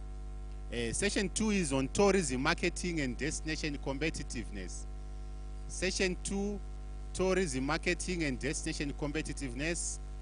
Can I have Mrs. Mpofu, the PR manager, Bulawayo City Council, to please come forward and take a position. She's going to be the facilitator for our next session. Mrs. Mpofu, in the same vein, we am also now calling upon the following: Mr. Chidzidzi from the Zimbabwe Tourism Authority, ZTA Chief Operating Officer, Mr. Barton, who is the owner and director of Zim Safaris, and also our representative from the Department of Immigration. And then also, last but not least, Mr. Dewa, the airport manager for cars, to please come up here and take your positions as we're ready to proceed with session 2. Once again, I must restate that the major reason that we are having this consultative workshop is to ensure that we can capture your views and your input into the national tourism sector strategy. And I would hope that we give more time to our plenary and be able to contribute as much as possible. Madam Mpofu,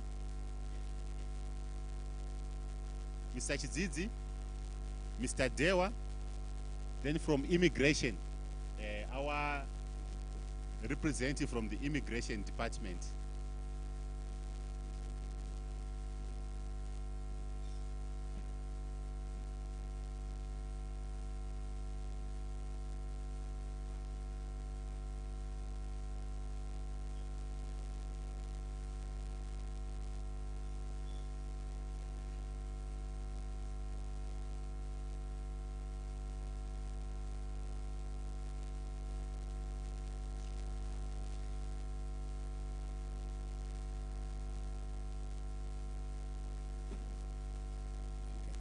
So, ladies and gentlemen, let's put our hands together for Ms. Mpofu, the PR manager, Bulawayo City Council.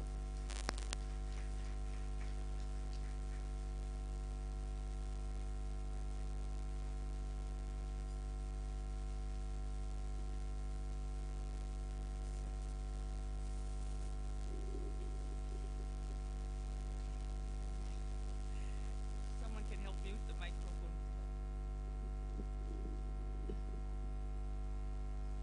Thank you.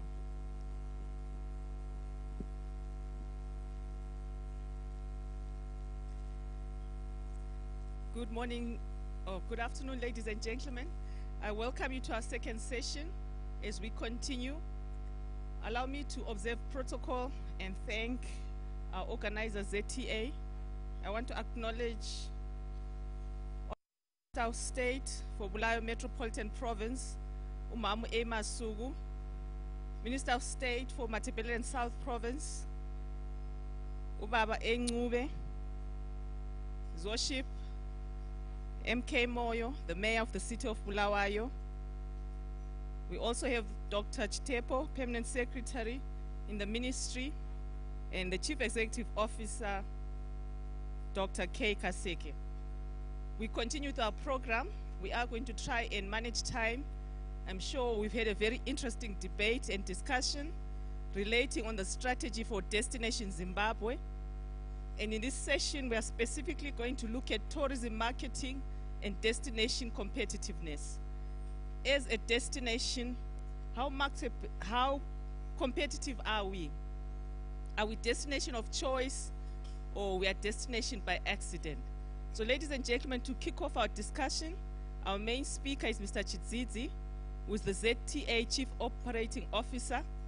He is going to take us through the status of destination marketing and competitiveness. Thank you. May we put our hands together as he comes on board.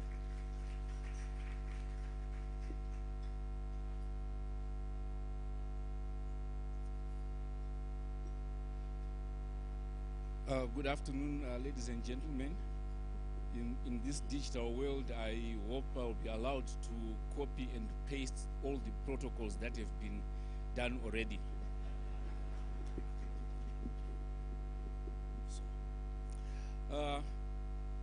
This session is dealing with destination marketing, and I've been asked to talk about the status of destination marketing and competitiveness in our destination here, Zimbabwe. And as you have heard, I'm the Chief Operating Officer of the Zimbabwe Tourism Authority. And it's a pleasure to be here in Bulawayo, in the city of kings and queens. And I want to say the presentations that we had this morning really set the tone. And a lot of what we are going to say is actually going to take us to say the basics. Because once the direction has been set, the next thing we need to do is to go into the detail. And destination marketing, when we talk about destination marketing, what exactly are we talking about? We're talking about a type of marketing that promotes a destination. It could be a town, city, or region with a purpose to increase the number of visitors. In other words, destination marketing is a tourism advertising for a specific place. And unlike product marketing, where the products are delivered to the customers, we are all aware that in destination marketing is the consumers who move to the destinations. And obviously that poses a serious issue for the tourism industry, because as a destination, you are not in charge of what happens when your customer is coming to your destination or to your premises. You know, if you are delivering some goods, at least you are in charge of the transport. You know how you pack it, take it to, until it gets to the doorstep where you are delivering. And in destination marketing and in tourism marketing, we have that peculiarity that is the client who comes to consume our services here. Now, there are various steps to successful destination marketing. I know some of you here, you are going back to the desk or to university, but I think it's always important for us to recap and go to the basics, so that as we are trying to fix our destination, we are talking of the same thing. There's the issue of identifying markets and your target markets. Are we going to be focusing on, can I have the next slide, please? Are we focusing on domestic or international tourism? Are we looking at families or teenagers, honeymooners, adventurers, and so on? All those things ought to be defined as we are dealing with our destination marketing. Identifying the customer needs. What do the people who holiday in Zimbabwe look for, both local and foreign visitors? And matching our tourism resources and products with the selected target markets.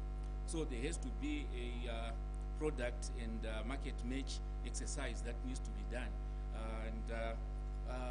This really places research in a very central role, because a lot of the marketing that is done is not research based, and I know a lot of organizations, a lot of even governments don't invest a lot in research. But in this day and age, where the globe is now one village, you cannot just afford to just go in and throw your resources.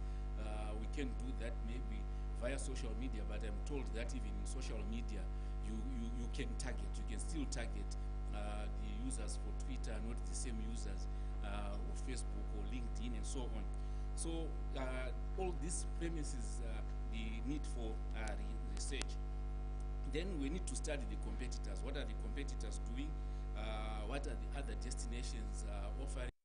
And in business, it's about looking at the competition and doing better than what is it that they are doing better than us, and we improve.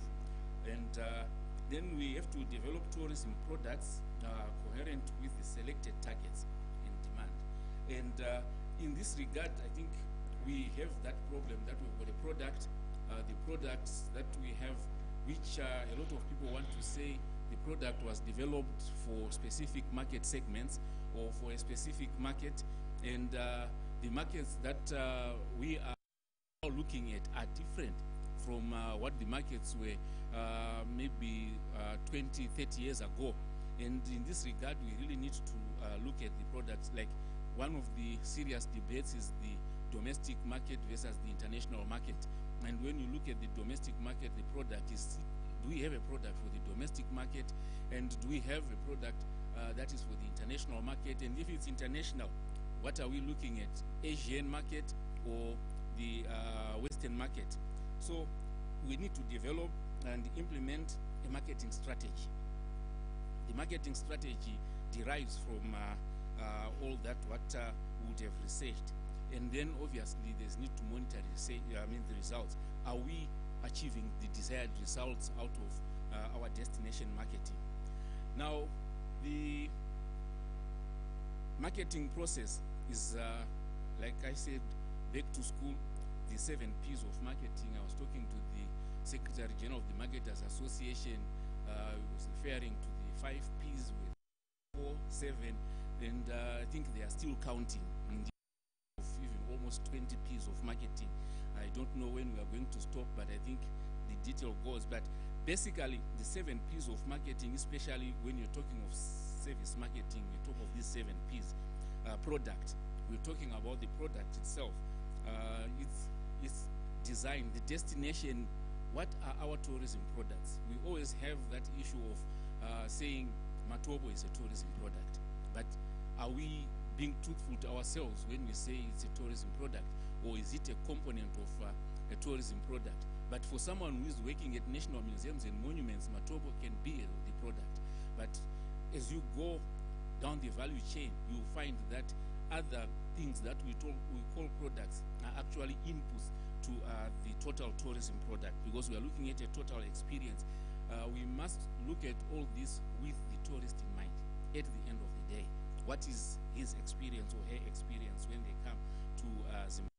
Then we're looking at the place as another P for the marketing, the distribution channels. Are we distributing online? Are we physically present in the markets where we are supposed to be? And are we applying multiple channels? The promotional activities that we undertake as Zimbabwe, as a destination, and as entities, because tourism marketing is not a one-man's job. Everyone has to play a part. So the promotion that we are doing, are we advertising? Are we going to be investing our money in advertising on CNN, BBC, or in papers, or electronically, or are we going to be doing more direct marketing? This is where the question comes. Do we go to travel shows, or do we rather do road shows, or a good mix of those when we are doing our promotion? And what joint ventures are we going into when we are doing our promotion? And a very contentious issue in Zimbabwe, where I think somewhere, somehow, some consensus might have to be made, is the pricing issue. What is our pricing in Zimbabwe? What is it like? Because we are never agreed here on whether Zimbabwe is an expensive destination or it is a cheap destination. But basically, what we are trying to look at is maybe value for money. Are we a value for money destination? Because when we are talking about the price, of accommodation. I know people who go to some of the lodges that in the southeastern Lowveld where they pay $1,800 per night. The customers there are extremely happy and they are getting the value for the 1,800 because whatever is packaged in there probably missed the 1,800. But then when someone is paying 200 for just a basic room and stuff, so I think we have to be very honest with ourselves when we are looking at the pricing and come up with pricing policies that can be accepted in the market, right?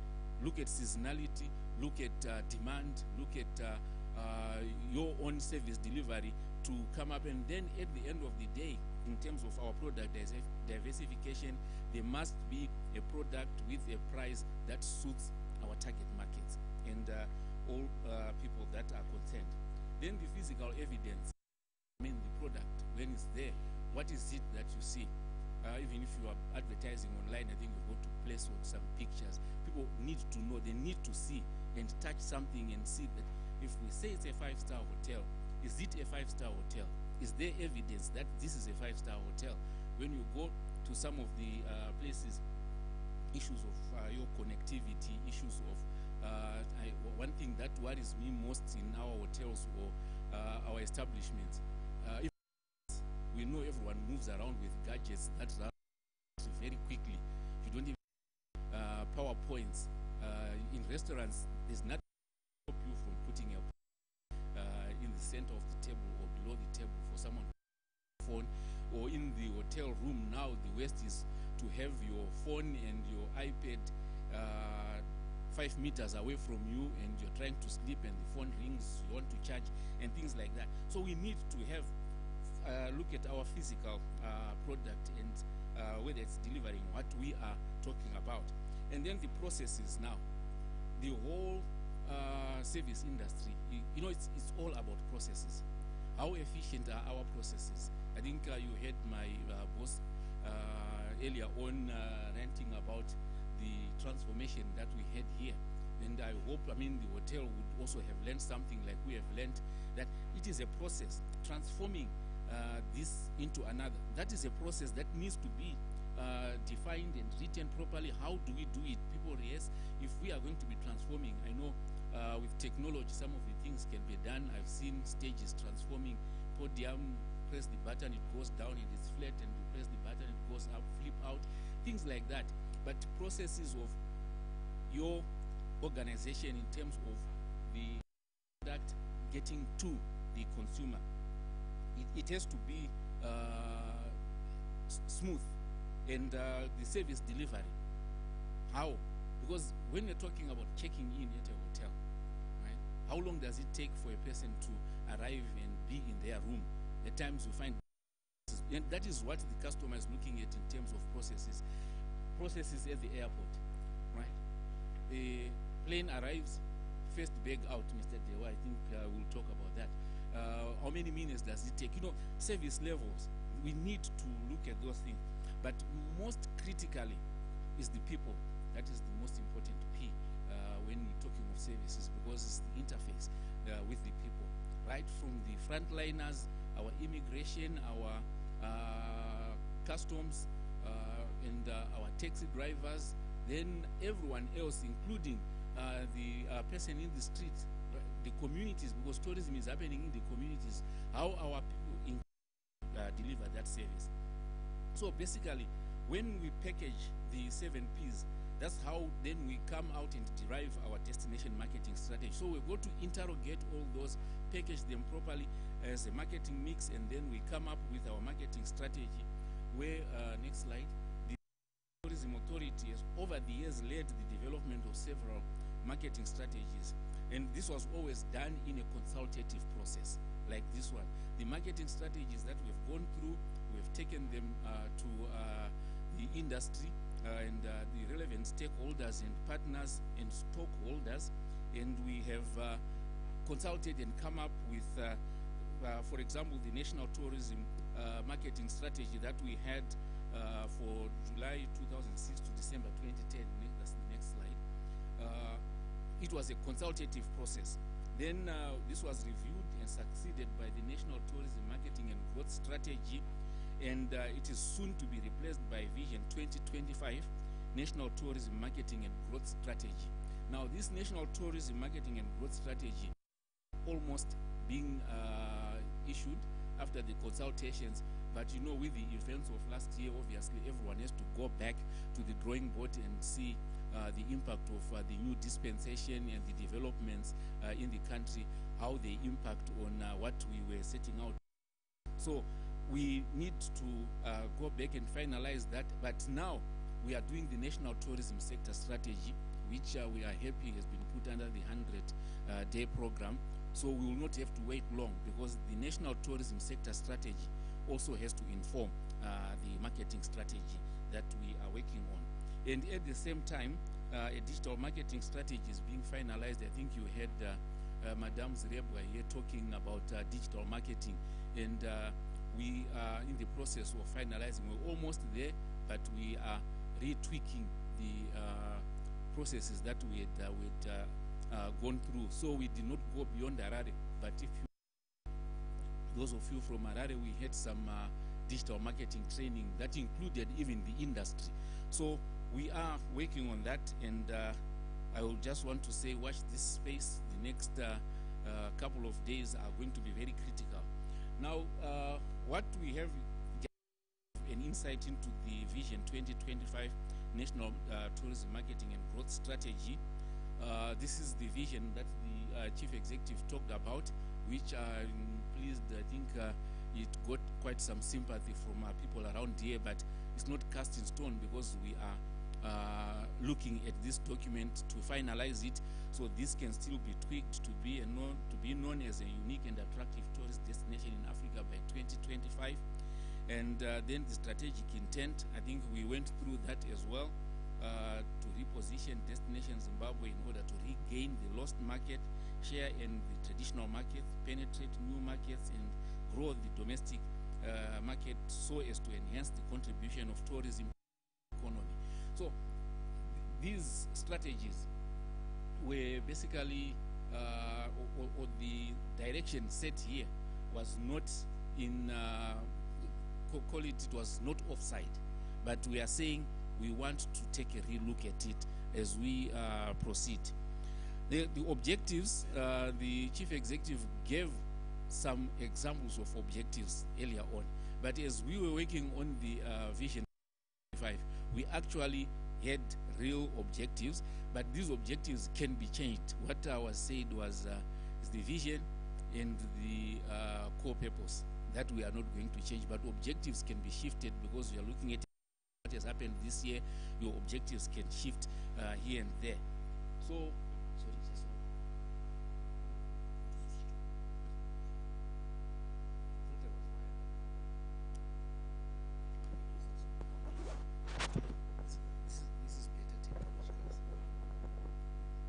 this is better technology. Now I can move around. Thank you so much. So the objectives to increase tourist arrivals from 2.2 million in 2016 to 7 million by 2025. But as you can see with the popularity the destination is getting now, which we want to pray that this popularity will not wane away depending on the behavior of Zimbabweans in the next couple of months.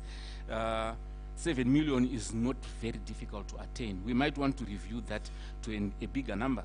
And we would want to look at increasing the average length of stay for the current 5 days and 4 nights to 9 days and 8 nights. We are all aware we used to have tourists that spent 2 weeks in Zimbabwe, traveling throughout, and that length of stay went down. And then we would like to increase the share of overseas markets from 14% in 2016 to 40% by 2025. The reason is very simple. If we want the tourism industry to grow the national economy and make a contribution, you can only do that when you inject money from outside. If we start circulating, we can all travel as much as we want. We will develop, we will do it. But I think we still need that injection from outside our country in terms of foreign revenue receipts. So that can only be done if we increase the market share for the overseas who have got a high propensity to spend. Then we need to increase the tourism receipts. This is now resultant to the other efforts. The tourism receipts exceeding 6 billion by 2025. And then employment. Once the numbers increase, everything is dependent on the arrivals. Once the numbers increase, we are going to see more employment being created. And at the same time, as an objective is to promote the development of domestic tourism. Successful destinations have got a very vibrant domestic tourism. And it's an entry level even for other people that want to go into the sector, and the foreign tourists will fall in place normally if you get the domestic tourism right. Now, the domestic competitiveness. This is an area that we were looking at, and I sought to find out what destination competitiveness is. And the classical definition was destination competitiveness is understood on the basis of its ability to increase tourism expenditure, to increasingly attract visitors while providing them with satisfying, memorable experiences, and to do so in a profitable way, while enhancing the well-being of destination residents and preserving the natural capital of the destination for future generations. This is according to Ritchie and Crouch, 2003. Now, if you can look, it's a whole package. It shows that what we were talking about, our stakeholders, the tourism in terms of government-led, private sector-driven, and community-based. When we're talking of a destination being competitive, it is taking all that into consideration. Now, then on that, I think there is a slide that shifted. Can you jump the two slides and we'll come back to them? All right, next one. Jump that one, right. Travel and Tourism Competitiveness Index. How do you say your destination is competitive? There are acceptable models, and the one that is widely accepted is the one for the World Economic Forum. That is the Travel and Tourism Competitiveness Index. This is a widely circulated survey that looks at 136 countries, and out of the 136 countries surveyed in 2017, Zimbabwe is ranked 114. Right? If I mean, we are all familiar with our children in schools. If there are 136 children in a class and your child is number 114, I know how you all respond, right? Now, 114 out of 136. And it's, some of the things that need to be addressed here are pretty basic, right? The countries are assessed in 14 areas, the 14 pillars of the World Economic Forum. I would want to encourage us to get a copy, read online. It's available. It's a free survey. Just go on the World Economic Forum website, and then it's Travel and Tourism Competitiveness Index. Pillar number 1, business environment. Zimbabwe, 134 out of 136. A straight U, right? And the Minister of Education will will ask you to rewrite. And this one here, there's no leaking of papers on this one, right? Safety and security, 60 out of 136. Health and hygiene, of all things, you know, we as Zimbabweans, we are number 128 out of 136 countries, right? Human resources and labor, 127. I'm almost crying now. Prioritization of travel and tourism. You know, just prioritization. Colleagues, ladies and gentlemen, and honorable ministers, you know, just to sit and say, we are prioritizing tourism, right? There, I think that is a very simple test. And we are 105 out of 136. We just failing to say, yes, we are all prioritizing. Talk about it, give it resources, and then, boom, we are number 1. But we just fail to prioritize tourism, right? We talk about it, but not do anything. Then there's international openness.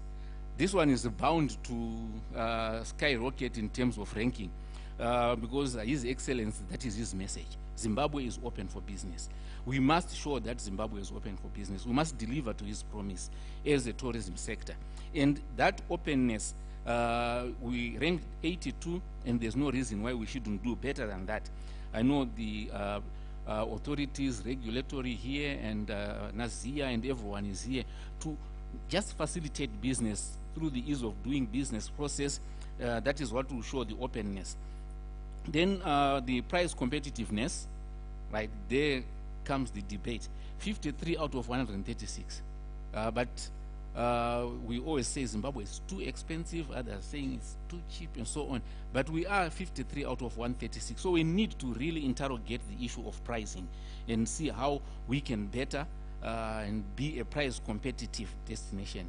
Because price competitiveness is not really much to do about is it cheap or what. It's mainly value for money. Then we've got the environmental sustainability. We used to excel on that, but we are 68.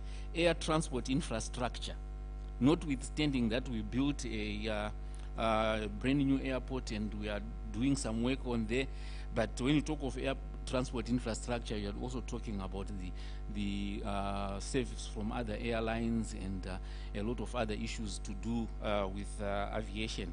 We are 116 out of 136. And then ground and port infrastructure, 110. Now, this is the one that pains me most. Tourist services infrastructure, 106 out of 136. Most of us are tourism services providers and infrastructure. This is now where it goes to the things I was talking about. Broken handles in hotels and falling sockets from the walls, kitchens dilapidated and things like that. There are people who are busy coming in and rating those things. And then we go 106. Natural resources, God-given, we are blessed, we're a blessed country, endowed with all those natural resources, 48 out of 136. And then cultural resources and business travel, 90, 136. Now, this is basically what we just need to look at and see how we can up our game and make sure that we are ranked higher. But there is a lot of work that is required, and not only from the tourism sector, because all these pillars, as you can see, hygiene, health and hygiene. Our hotels might be very hygienic, but when you talk of health, now starting to talk about all the trash that is piled up in places and the cholera, Ebola outbreaks, and all those things. And I think if you hear a report from Dr. Parere about how dirty and how unhygienic and how unhealthy some of our urban centers have tended to be, you will probably not even like to visit them. And I can imagine if you don't want to visit them yourself as a Zimbabwean, how about people who are coming from clinical towns like you find in Switzerland? Because when you walk in a town in Switzerland, it's like you are walking in some high-tech clinic. Now, the next slides are just the rankings and the indexing that they do per each area. I won't bother you with that. That is the next 3 slides. But then can we go back to those 2 slides just to talk about the digital marketing that we have. I talked about the digital marketing strategy that we are working on, and the goal is to increase traffic to all online destination Zimbabwe platforms. Right, the Zimbabwe Tourism Authority, the objectives are to transform the authority. Charity begins at home. We cannot expect the industry to be digital when we at ZTA, as the leaders of the industry, are not digital. So the authority itself has to be transformed into a digital capable organization by December 2019, right? That's a target within there. But we are doing it a lot faster, and I want to say by December 2018, you will be seeing something different. That's why I'm also trying to make my presentation from this. I used to use a whole paper like that, to achieve 200 million impressions on all online platforms. 200 million impressions on all online platforms by December 2019. To achieve 1 million users followers on all our platforms by December 2019. And this is broken down as 300,000 Facebook likes, 200,000 Instagram, 200,000 WeChat, 100,000 Twitter followers, 100,000 subscribers on YouTube, and 100,000 downloads on the mobile app. And we need to have 400,000 website unique visitors by December 2019. And most interestingly now, and importantly, it's pointless to have all those impressions if it does not translate into money. Convert 30% of the traffic on online platforms into sales and bookings by December 2019. You should be able to get some booking that is coming via our online activity, and to attain first page ranking on leading search engines by December 2019. And here we're talking in a positive manner, because if you go and you Google Zimbabwe, some of the things that come out of there, you will not even like them. And we want to do our search engine optimization properly, and that needs investment. Resources have to be allocated for that. So we can now go to the current destination brand. I will not go much into that, but Zimbabwe, a world of wonders, premised on the 7 wonders of our own world. Zimbabwe is our own world. Now, we will have to interrogate that. Can you just flip through the pictures so that people have an idea of what our wonders are, our wonderful people, rich history and heritage, the majestic Victoria Falls, and great Zimbabwe, and we have our wildlife, pristine wildlife and nature, and we have the mystical Eastern Highlands, and the mythical Kariba, and the mighty Zambezi. Now, with all these resources and with this positioning, because the presentation was the status of destination marketing and competitiveness, we talked about our presence, how are we going to market. So as we develop the national tourism marketing strategy, it is imperative that the destination marketing pillar is addressed in a very serious manner, and we need to tackle issues like product development, the funding for marketing. When we talk of product development, we are happy that some money has been put in to try and up our game in on the product side, but that money can be taken up by one major operator. We need more money, Secretary, for the sector. And I know Mr. Manimanzi is somewhere here. You will hear from the operators themselves. Then the funding for marketing, what is invested by Zimbabwe in tourism marketing is a pittance. We need to be serious about it, because that competitive index, one of the determinants there in terms of your prioritization of tourism, they just look at the budgets. They just look at the budget, and then they look Zimbabwe budget for tourism 1,900,000.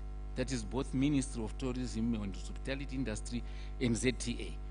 And when they look at that, and you are juxtaposed against South Africa, which gives 100 and something million US for marketing, already you are out. You are already on number 130 before you even start, by just being compared between yourselves and South Africa.